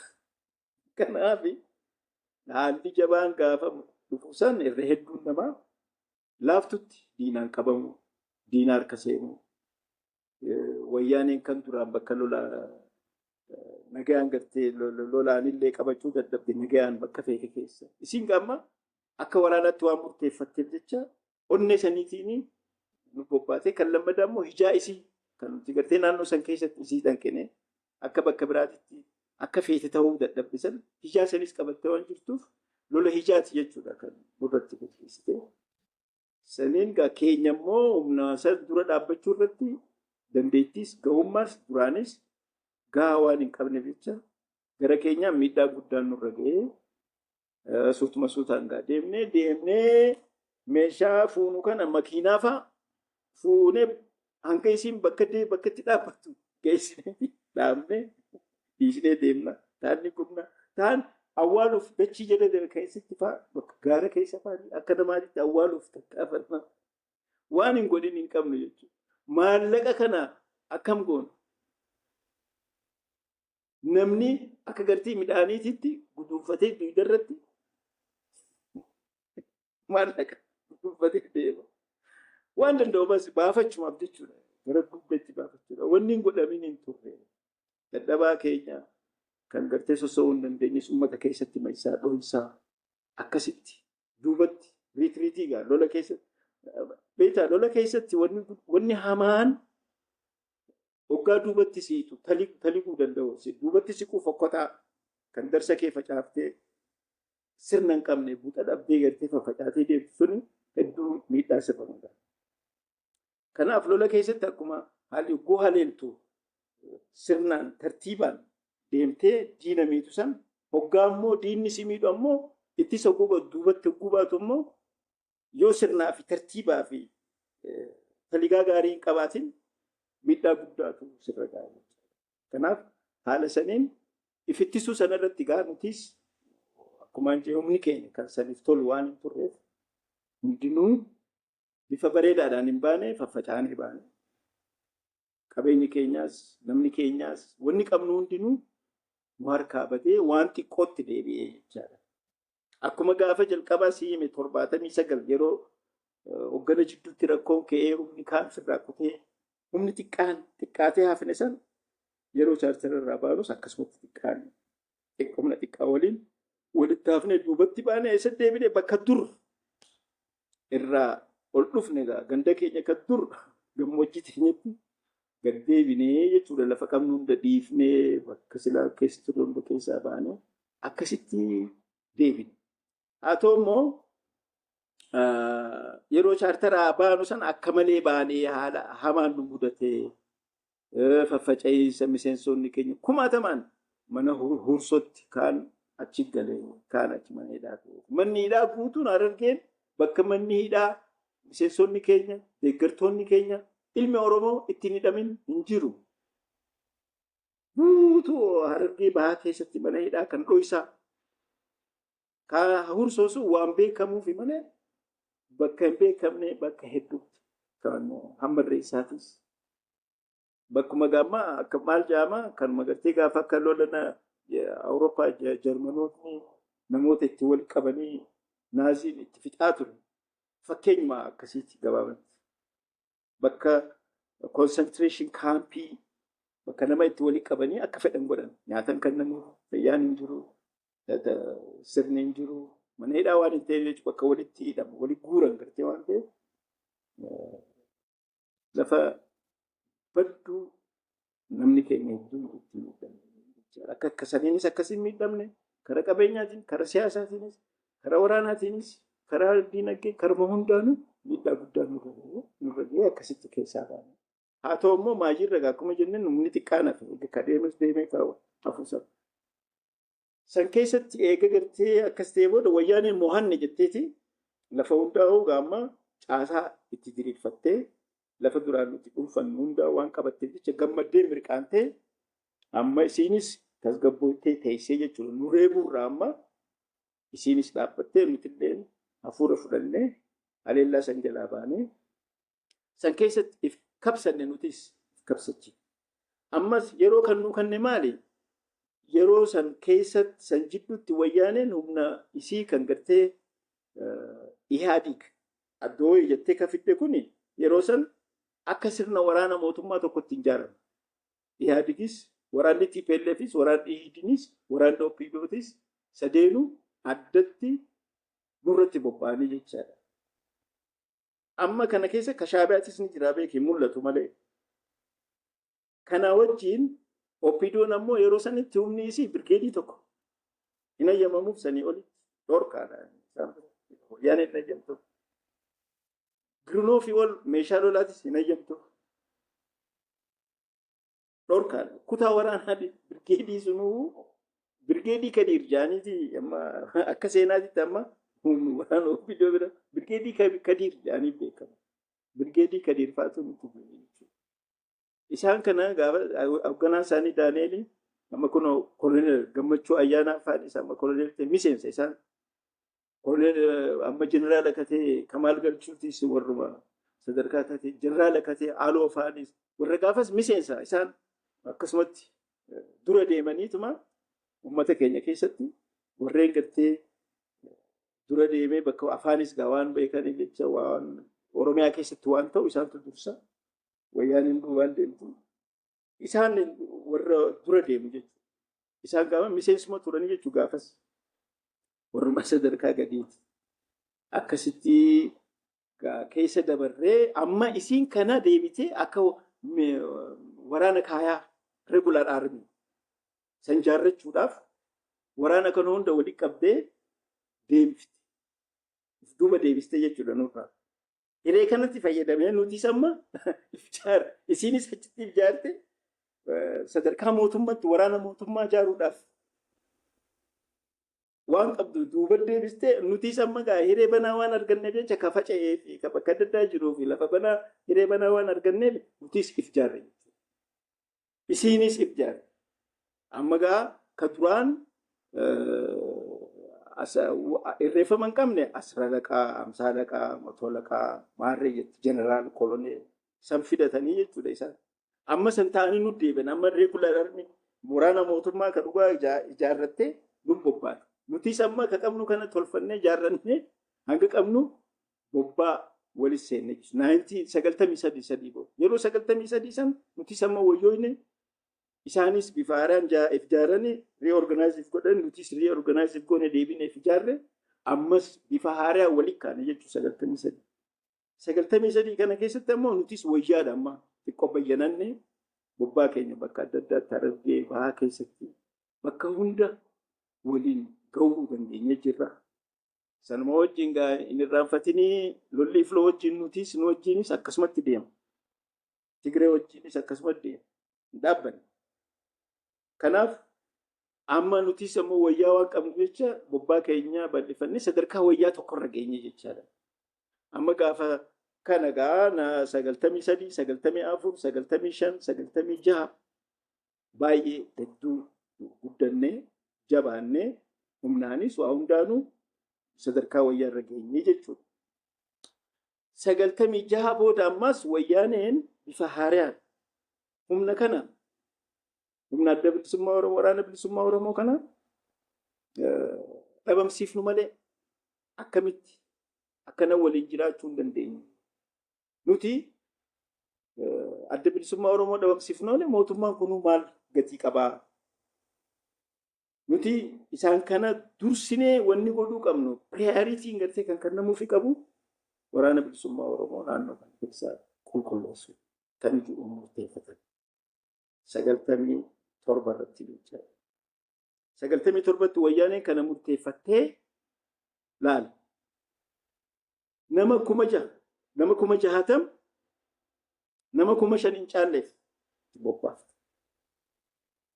Waraana 60,000 waraana akka gartee ture misraaqezzii guutuudhaa fi kan kibba bahaa ture naannoo Hawaasaa ka ture kan jeneraal Hayyaloomiin hoogganamu ture jechuudha. Isaanii fi warra gartee misraaqezzii ajaja bahaa ka ture kan lameen waliif fiddee gubbarraayis Finfinneerraayis fiddee 60,000 waraana bilisummaa Oromoo yeroo san 5,000 yoo guddate ka ta'u nurra bobbaafti. Baasuu qabna jechuudha. Amma isaan tilmaama lafaatiin ji'oogiraafii gartee waan hin beekne jecha tilmaamaan amma eessa jiran waraanni kun kan jiru Waabee fi Gannaalee jiranii kan egaa qulqulleessinee baasuu qabna kan jiruun murteeffatan. Kana jidduutti amma nutis hoogganni keenya hedduu nurraa wareegan Jaal Buruusoo sagaltamii wareegame. Duubetti jaal guutamaa hawaasis Baalee keessatti lola haxaballaa jedhama. Lola gartee wal fixiinsaa. Lola wal fixiinsaa. Lolli laftis haxaballaan sun lafa gammoojjii lafa bishaan hin qabu. Wayyaaneen achitti bobbaate akkaataa ilaal. Wayyaaneen kun mooxannoo goreellaa lolu jechuudha. Riphee lolaa lolu. Akka mootummaa fi riphee lolaa wal lolu osoo hin taane riphee lolaa lolu. Tooftaa saniif fayyadamu. Saniin fakkeenyaaf lola haxaballaa sun waraanni bilisummaa Oromoo yeroo dheeraa gartee lola wal faana jaal guutamaan faanis achi ka turan lola yeroo guyyaa hedduu fudhate jechaadha. Kaan dheebuun dheebuunuuf itti rasaasaan humni keenya amma lola san keessatti fincaan fa'a fincaan fa'a dhugaa fincaan hin gartee afaanii fi jiifachaa lolaa turan. Wayyaaneen faan dheebuu saniinuu ka dhumneedhaan qaqqabu. San keessatti lolanii maayii irratti gaa jaal guutamaan faanis wareegamanii namni hedduu wareegame akkasitti. Lola sanii ka dhaabe jechuun haala qilleensa naannoo sanii gartee badaa ta'uu isaatu dhaabe malee silaa lolli sun itti dhufee nama wareegaa guddisuu danda'a. Jaal Buruusofaas osoo humni gartee bobbaarra jiru kan isaan dumbee jiran humni bobbaarra fagoo osoo jiru san dhiiftee odeessa argattee dubbee san bira cabsitee anis naannoma jidduutiin ture nu bira cabsitee kuttee achitti lolatu. Lola san keessatti jaal Buruusofaan akka gaarii lolanii fittisanii humni gartee humna gahaatu isa bira ture humna jabaatu isa bira ture. Wanni ta'e immoo maali irratti wal marsan isaanii lola gartee amma bookee xumura irra turte kiphoo lafa jedhamtu waabee fi raammis jidduudha. Bakkinis bakka hamaadha. Achitti gulolli ta'e humni gartee Hararirraa dhaqe. Isaanii wajjin lola seenu humni Baaleetiis gama waabeerraa walitti qunnamtiidhaan akka isaaniif dirmatu godhee kan wayyaanee humni heddummina gartee waraanaati. Marsanii akka martii san keessaa bahuu hin dandeenye godhamee boodarra ifiif tarkaanfii ifiif wareeguuti ta'e irratti fudhatanii jaal Buruusofaa. Wayyaaneen deemtee harka isiitiin gartee rasaasa kan fixe osoo hin taane ijoollee waardaa kan isa wajjin turan waliin ifiif tarkaanfii if wareeguu suusaayidii fudhatan.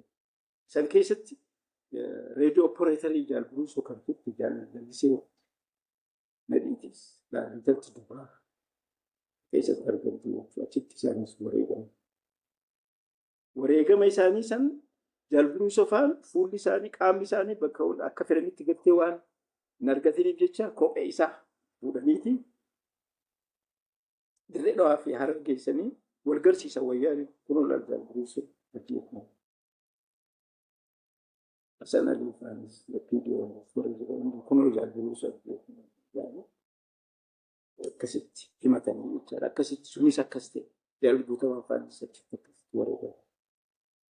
Amma kana keessatti haalli gartee ulfaataan akkasii kun waan ture jechuun wayyaaneenis gara namaatti jechuun waan kana ofirraa bobbaafnu malee waliin taa'uu hin dandeenye. Waan murteeffattee lola magaalaa amma waa hedduu hundaas keessatti ibsuu waan rakkisan malee nuti lola magaalaas arban gooreellaa jaarree magaalota hunda keessatti wayyaanee ajjeesaa hoogganasii miseensotasi warra tikaasii tarkaanfii irra fudhatamu arban gooreellaa humna gooreellaa. Kan magaalaa jechuudha. Magaalaanis lola, baadiyyaanis lola. Namicha tokko kan keer keessa hojjetu faranjii Maayikil Wuud jennaan gaafatamaa keer naannoo Harargee dhiyaate isallee jaarraggaatuuf humni naannoo Samboboo Cibirraan naannoo Samboboo dirqamni itti kennamee dhaqanii ukkaamsanii guutanii kidnaap godhanii ukkaamsanii fidan. Anaa fi irreessaa caalaatu simatee isa lama innuu jechuudha kan dubbise. Orienteeshinii kan inni waa hunda goone wayyaaneen olii gad deemtee bakka seene dhabdee nuti ammoo bubbee keenya fidannee isa itti himnee waan dhaaba kanaa waan qabsoo kanaa barsiifnee torbaan lama eegaa waliin turre booda duraanuu miidiyaa kabareeju argachuudhaaf malee ajabaa isa ajjeesuu yookaan waan siyaasaa wajjin wal qabatee miti. Akkasitti ifirraa gad dhiife. Wanneen akkasii kun egaa amma tatta'uun magaalaa keessatti tarkaanfiirra fudhatamuun baala keessattis akkasitti jalbutamaa bal'oodha hamaa san godhuun isiin namni hedduun irraa wareegamuun jalbuu akkuma wanneen hedduun wanneen tatta'an kun waraanni bilisummaa Oromoo nu jabaachaa jira. Kanaafuu waan kana laaffatti ilaaluu qabna. Tarkaanfiirra fudhachuu qabna kan jiru murteeffatanii 97 akkasiin jeetti 60 waraana 5,000 caalu. Amma kana ragaa isaa kan hin siima maali? Waraanni kuni laal Defense Minister staafii isaa guututti gobba fidate. Gobba. Saadqaan faan achi ta'an. Jeneraal Saadqaan achi hooggan. Kutaan waraanaa ajajni ajaja bahaa kan gartee hawaasaarraa warri kibba tures Gindiir kaampii isaanii. Kan sanirraa hafe immoo kutaa waraanaa gammoojjii keessa jechuudha. Bakka gartee duubbee keenyaa keessa ajajoonni kutaa waraanaa duubbee keessa jiran. Fakkeenyaa kanii yaadadammaa san keessatti jeneraal amma kana Kamaal Galchuufaan inni yeroo san 12ኛ shaalaqaa kajuu tokko inni shaalaqaa ture Dirree Sheek Hussein achi qubata. Laal diffee amma gaa ministeerri ittisaa istaafa isaa guutuu fidatee gobba qubata. Warri sadarkaa gartee ajajaa Gindiir waggaa kaampii godhata. Warri kutaa waraanaa gaamma kaan kutaa waraanaa birgeedii fi kan sanii gadi eessa akka jiru gaa kan karoo gammoojjii gartee gadii keessa jira jechaadha. Akkasitti dachii hunda walitti dhiqisanii waa hundaa'uu ofirraa hobbaafachuu qabna kan jiru helikopteraan raashinni isaanii waraanni isaanii bakka hunda yoo bakka tokkotti lolli tokko ta'e waraanni isaanii kan bakka 5-6 jirutu sitti dhufa jechuudha. Dirmatee lolli bakka takkatti ta'e keenya immoo bakka takkatti yoo ta'e waliin dirmachuu dhiisiiti fiifuu faca'ee bakka adda humna xiqqaadhaan ittiin naa'ee jira. Nuti gaamma itti sarara deebine isaan haleellatti deebanii ifittisne tarkaanfiitti isaa fudhanne haleellaa waan jaamu keessaa nu baasanii akka nu tokko haleellaa tarkaanfii waan haleellaa jaamu akka nuti diina irratti deemee tarkaanfii fudhanne maaliif loojistiikii hin qabnu rasaasa hin qabnu uummata wajjin waliin qunnamnu akka nuti bakka takkatti humni keenya guddatee hin deemne saglii nuu deemuu taakkiyyeetti akka bahu dirqisiisan. Kanaaf haala ulfaataa sana nutti uumanii humni keenya gaamma ittisuu biraa dabree duubatti siquu mudatu. Duubatti siqee deeme haalli kun akkamii jennee gaamma hoogganni bahaa mari'ate. Baalee keessatti walitti dhufnee hangi jiru wal mari'anne. Wal mari'annee akkam ta'uu qabna. Kana keessaa bahuu qabna moo ta'uu qabna. Amma waan hamtuun nu mudate jechuudha. Hayyee keessaa baanaa yoo jennees keessa baana. Fuuldura deemnee yoo jennee ofirraa lolluu yoo jennee loluu hin dandeenyu. Nyaanni hin jiru waa takka namni waan argee nyaata yeroo sanitti mukaa'u citaa fi woomaari waan fe'e waan argee nyaata hin jiru eessa argata bakki hundi qabame. Jireenyi ulfaata hin dandeessu. Lola akkas. Kanaaf dubbii hamtuu hin qabate jechaadha. Dubbii akka gartee 85 gaafa viileejaayizeshin gaafa safaraa gartee darbiin galcheedhaan kasanirraa hamtuutu akka keenyaa gartee kun goorellaadha. Humna riphee lolaadha. Sun mootummaadhaa kun ka gartee riphee lolaan lolu. Mudate kanaaf gabaabatti gaa maali wanni murteeffanne jiraachuun ulfaataadha. Haala kana keessaa bakka itti baanoo qabaanne duubatti bahu. Eessa bakki duuba jedhamu kun hin beekamu. Bahuma gartee saniin murtee bahu riitiriit gochuu jechuudha. Duubatti bahu. Duubni kun eessaan ammoo gaaffiin kan jiru. Saniin teenyeetuma murteeffannee waan kana keessaa bahuu qabnaa jenna. Haala saniin murtiisa nu jirra oolchuutti seennee akkasitti humni keenya garuma fedheen waan san keessaa akka bahu godhamee murtii saniin humni keenya gaa hangi danda'u hangi gartee wareegamee hangi madaawee hangi cabee hangi waan ta'u tahee hangi hafe Somaaliyaa seenu jechuudha. Kaan achiin cabsee Keeniyaa seenu. Osuma deemuuti beeki malee wanni tokkollee ka itti dhaqu kan waan kanaan eegaa kan tokkollee nuun jiru. Haala saniin murteeffannee akka waraanni keenya haala san keessaa bahu murtii ulfaataa hamtuu hadhootuu sun fudhatan akkamitti deemuun tokko. Saniin keessaa ba'a amma Oromiyaa keessaa ba'ame. Kana booda maaltu ta'e? ABO'n waraanni bilisummaa Oromootis baqataa. Exile organization ta'ee jechuudha. Jaarmee baqataa. Kan olaan keessaa baate akkamitti deebi'uun kana booda diininis diina gartee akkaataa ka'ee beeku kan maal akkaataa taate si beeku tooftaa fi mala keetti sun dhaka beeku deebi'uun rakka akkasitti murtii saniin murtii hadhootu san fudhatamee keessaa bahamee jechaadha. Amma kana irratti si dabaluudhaaf eega godinni bahaa ijaarame murtiin akkasii fudhatamee hin beekamu. Murtiin fudhatamu kasan duraa akkuma wal ibsaa baanetti murna hogganni hafeeti murni bobbaa dirqama sana gartee waan biraa raawwatu sun deemee akka ta'u ta'a malee hogganni dirree sana gadhiisee takkaa waan godina bahaa keessa ta'e. Kan ammoo waliin waan tokkoon kaasuu barbaada waan jabduudha isiin maali? Murtii akkasii fudhatamee godina bahaa keessa waan hin beekamneef jecha laal. Godina bahaa keessatti Galaasaan bakka bu'aa ta'ee naannoo sana hoogganaa ture. Innis yeroo adda adda bahaa ture. Jaalburuuso kan bakka isaa bu'ee godina bahaa hoogganaa ture. Osoo inni hoogganuuti. Osoo Jaalburuuso bara hoogganaa ta'ee jiruuti kan wareegame. Dhugaasaan gaafatamaa damee waraanaati. Kan itti aanaatti hoggaa Jaalburuuso wareegame dhugaasaatu bakka bu'u. 95 gaama Jaalburuuso wareegame 96 97 jechuudha. Amata tokkoof itti hin ga'u kan inni waan san gaafatamni waliigalaa dhugaasaa irratti tokkoof.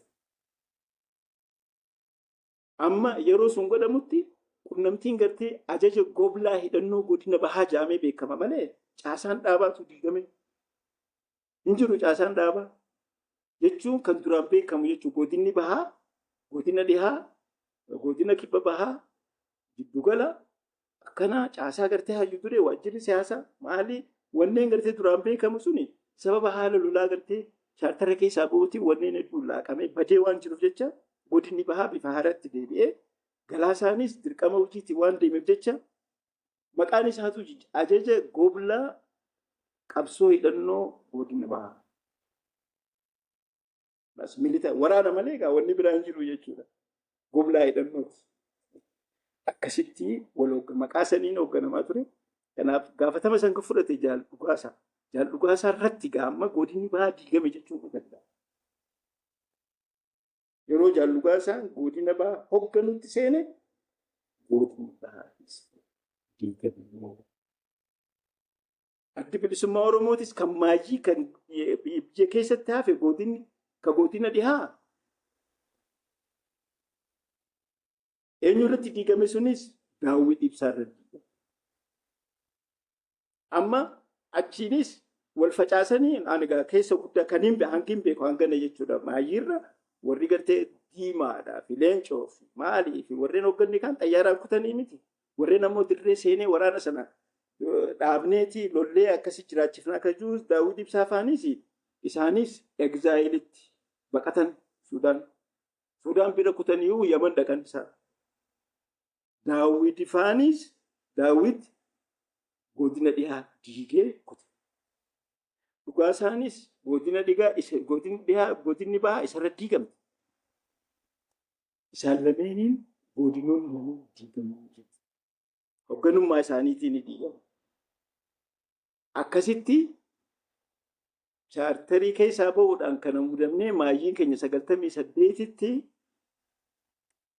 dhaabni ABO'tis waraanni bilisummaa Oromootis hundinuu baqataa exile organization ta'anii hafanii jechuudha. Hayyee Barakar gaddu jaalle atoomsa seenaa jajjaboo seenaa barahamtu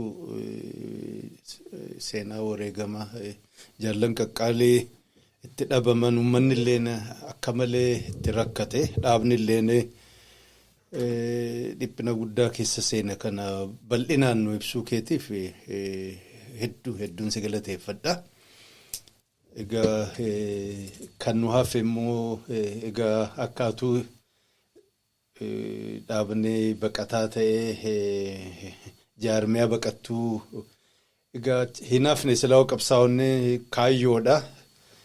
Regroup gochuun hin hafu meeyoo teekniikuun nu dhibuu baate erga biyya ambaatti faffacaati garam aante gariin namaa dirree kibbaa deeme gariin Somaalee seeme kaan gara Jibuutii kaan ol biyyattuu ka deebi'ee jijjiira. Jaalatomsa faanni kee garamku aante. Ani yeroo gartee murteeffannee sossoonuu san keessatti bobbaasaa roora baagoomaa hedduu waliin turre hundinuu duumatti ritirtiira ture jechuudha. Yeroo san keessatti naannoo Dirree Sheek Hussein achitti lolli tokko nurratti lolli ta'e baay'ee roobas lafti dhoqqeedha haallinis badaa ture. Namuugaa ammaa kan walitti suufe silaan amma akka ajajatti bakka san ture nu dhiisanii nu biraa deeman jechuudha. Kophaa kiyyaa nafee amma kophaa kiyyaa kanaafuu baanee amma lola san keessaa hafnee yookaan alatti baanu nam tokko jiru. Uummanni naannoo sanii ammoo jaaramee jira wayyaaneedhaan. Wayyaaneen humna qubsuma guddaa Dirree Sheek Hussein qubsiifattee humna guddaa jira. Naannoo sanitti humna guddaatu ture. Uummata immoo jaaranii jiranii isin hin finnu isin balleessinaa yoo gartee waraana bilisummaa Oromoo balleessuudhaan nu gargaaruu baate jaaran bakka qubsumaayyuu bakka takka godhaniif isaantu to'ata jechaadha.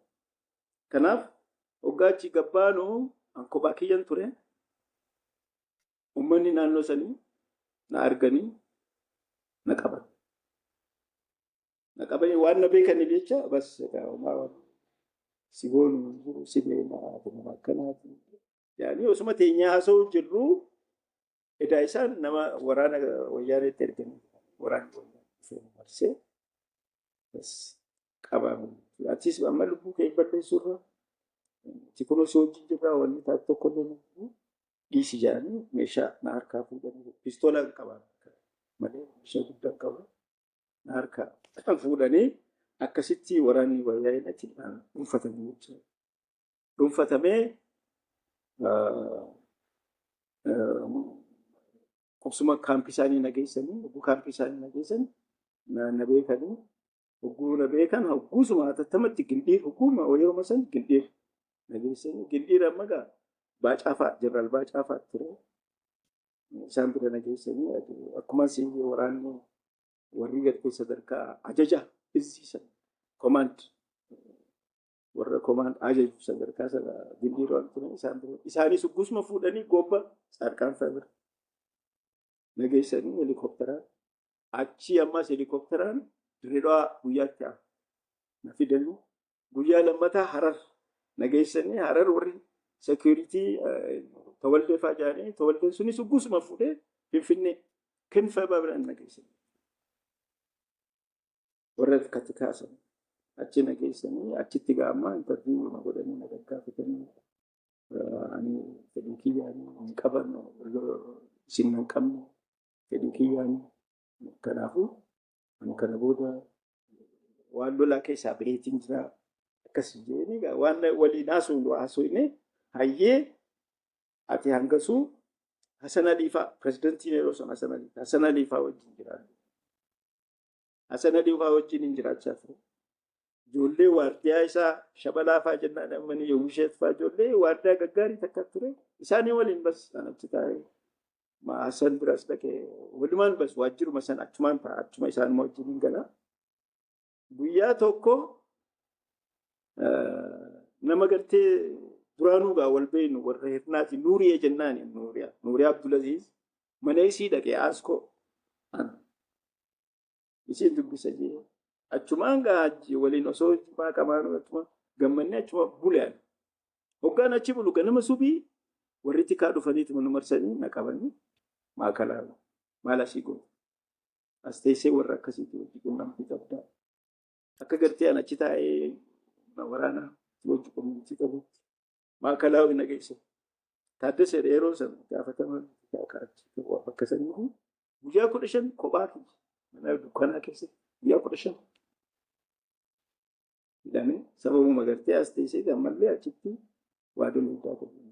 Amma kana Hassanfaan dhaga'anii Tassan Aliifaan Taaddasee Birruufaan Agalatoomanii Taaddasee Birruufaan maali eenyu Girmaa Birruufaan warri gartee OPDO yeroo sana warra wayyaanee bira dhaqanii tattaafatanii lakkii nama kana ni godhan. Waan isin yaaddan kana keessan qabu homaa takka keessan jiru. Gadhiisa falma hedduu naa godhanii guyyaa 15 booda isaanumaan dhufanii achii na baasanii Hassan biratti deebi'u. Hoggaan deebi'u achitti hojjeteenyee haasofne bari Oromoon kun ifumaaf walirratti duulaa ifumaa wal balleessinaa. Fakkeenyaaf jaanii tamma yeroo san viidiyoo tokkotu deddeema akka gartee ABO'n nama ajjeesa nama qalaa nama gubaa. Viidiyoo hamaa tokko wayyaaneen qopheessitee OPDO mallee dhawaan san kadalagee ummata keessa geessaniiti gaa ABO akka ummanni jibbuuf ummata nama akkatti qalu mana akkatti gubu nama akkatti ajjeesu kana faa kaafne achitti mee kun faan amma Oromootu akkana nama godha guujaan nutis bara OPDO keessa jirra waan akkasiif akkamitti. Kanaaf nuti waa'ee Oromoo irratti waan Oromoo balleessu waan Oromoo gartee xiqqeessu waan Oromoo ija hamaatti gartee waan hundaa'u waan Oromoof gartee hin tolle waliin waan maqaan keenya nu dhaamuuf jecha waan kana keessa hin qabu. Yeroo sanatti kana. Kanaaf nuti samma ijuma sanii ilaallaa nuti osoo jirru miidhamuu qabna. Waan dandeenyuun wal bira jirra. Yaani kanaaf kunoo haala akkasiitiin gaa nagaa rabbii si baasee jiraadhu jaanii Hassan maalii biraan ta'u. Amma yeroo bahee booda ani yaaduun eegale. Wanni kun sadarkaa kana bira yoo dabree wal ta'uu danda'a. Amma shakkiin gaa ammaan akka gaa friendly warra gartee achi jiru hunda wajjin waliin taphannaa waliin. Akka nama gartee waliin beekne alagaa osoo hin ta'in firuma duraanuu waliin ture akkasitti waliin. Saniif gaamma ani kanarratti wanni amma na mudate kun gaarii miti kanaaf asii biyya kana adeemuu qaba yoo murteeffame. Achumaan maatiin keenya achi jira. Boolee maatiin kiyya achi jira. Kan bira kiyya isaan bira dhaqee halkanuma san isaaniin halkanuma san makiinaa kontiraata Direedawaa kontiraata Direedawaa dhaqe Direedawaatti hin dhokan. Achi ammas warra naggaadee Jibuutii fi kuduraa gaggeessu. Asiyaa Yusuf jennaan kun amma Awustiraaliyaa jirti. Isiin jimaa fi kuduraa naggaadee karaa sadiitti ni beekamti. Isii wajjin gaammaan tana isiin lafa san karaa san waan beektuuf isii wajjin karaa san na fuutee deemte Jibuutii seenuu. Jibuutii akkaan dhaqetti kunoo Muktaar interviyuu gootee jirti asirratti. Jibuutii kun dhaqee Muktaarii gola garee Muktaarii maallaqa na ergee achirraa fira keenyaa jira achis Jibuutiis paaspoortii intala teenya ka fuudhee gartee warra Somaalee isa akkanaa jira. Kimiyaa jennaan Kimiyaa Maamma Yuusuf Kimiyaa Maamma Yuusuf isiin karasiitiin achitti eegachi dhufnee booda Kadiir Seedillee achitti wal agarree Kadiirillee qooda guddaa qaba. Kadiir Seed qooda guddaa qaba yeroo hundaa'u hin dagadhu waan bakka sanitti gaafa san qoodanne naa kennu. Isii ammoo jaarsisii warra jendarmaarii kana Faransaayii affallumatti bas isaanis paaspoortii naa baasanii karaa naa tolchanii anis Muktaarii wajjin wal qunnamee Muktaariis maallaqa waan akkasii naa erganii guyyaa itti sadaffaa Mogadishoo ture. Akkasittiin Mogadishoo jeejaa qofa na dura turan isaan. Jecha qofa na dura turan. Kora qofa na dura godhatan. Malee waan san booda hunda qe'ee isaan godha. Akkasittiin dhaqee hoggaan dhaquu akkamitti dhufte? ati gantee jirta akkamitti dhufte ani hin ganne haalatu nurra uffatee nurra dabalee waan akka hiree lubbuun kee jiraatee dhufe malee san qabu. Ayyee jaanii gammaachitti murtiin itti dabarsan.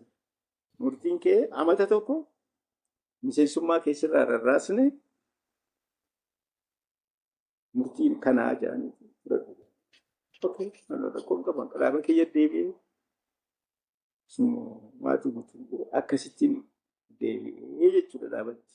Amata tokkichi sunis dhumtee gaa'ee san booda miseensummaan kiyyaa unaa deebi'ee ani ittuma fufee jechuudha. Kanaaf haalli anna mudatessa isaan ji'uma ja'a qofa kan na dura turan. San booda akkaataa galaasaan itti achirraa warraa bu'ee fi lola bahee waan san hundaa achumaan turtii beekaa.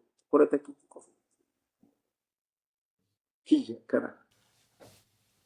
Hayyee jaalatomsa kumsa baga jiraatte nu gammachiiste.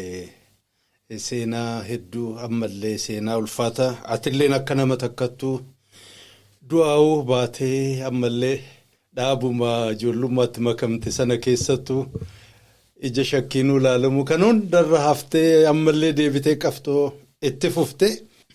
Hayyeegaa jaalatomsaa hedduu galatoomi waltajjii kana gubbaatti argamtee waan waggaa 45 ol ka ta'u yaadatanii takkan keessaa jiru qananii miti jiru sadoo miti jiru du'aa jiru jidduu waan ta'eef sana yaadatanii hadhallee keessa dabranii akka haaraatti namaa himuun laaftuu miti kana hunda dandeessee nuun qoddatuu keesseef irra deebi'ee maqaa hordoftoota kanaatiin guddaa galateeffadha.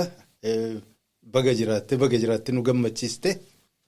Kanuma siin jedha. Egaa kabajamoo hordoftoota keenya karraa hafe immoo yoo teeknikni nu hayyame walitti kurfeessinee yeroo biraas ni dhiyeessina. Adda afaanaa fi jaalatomsaan nagaa isin dhaammanna nagaan nu tura.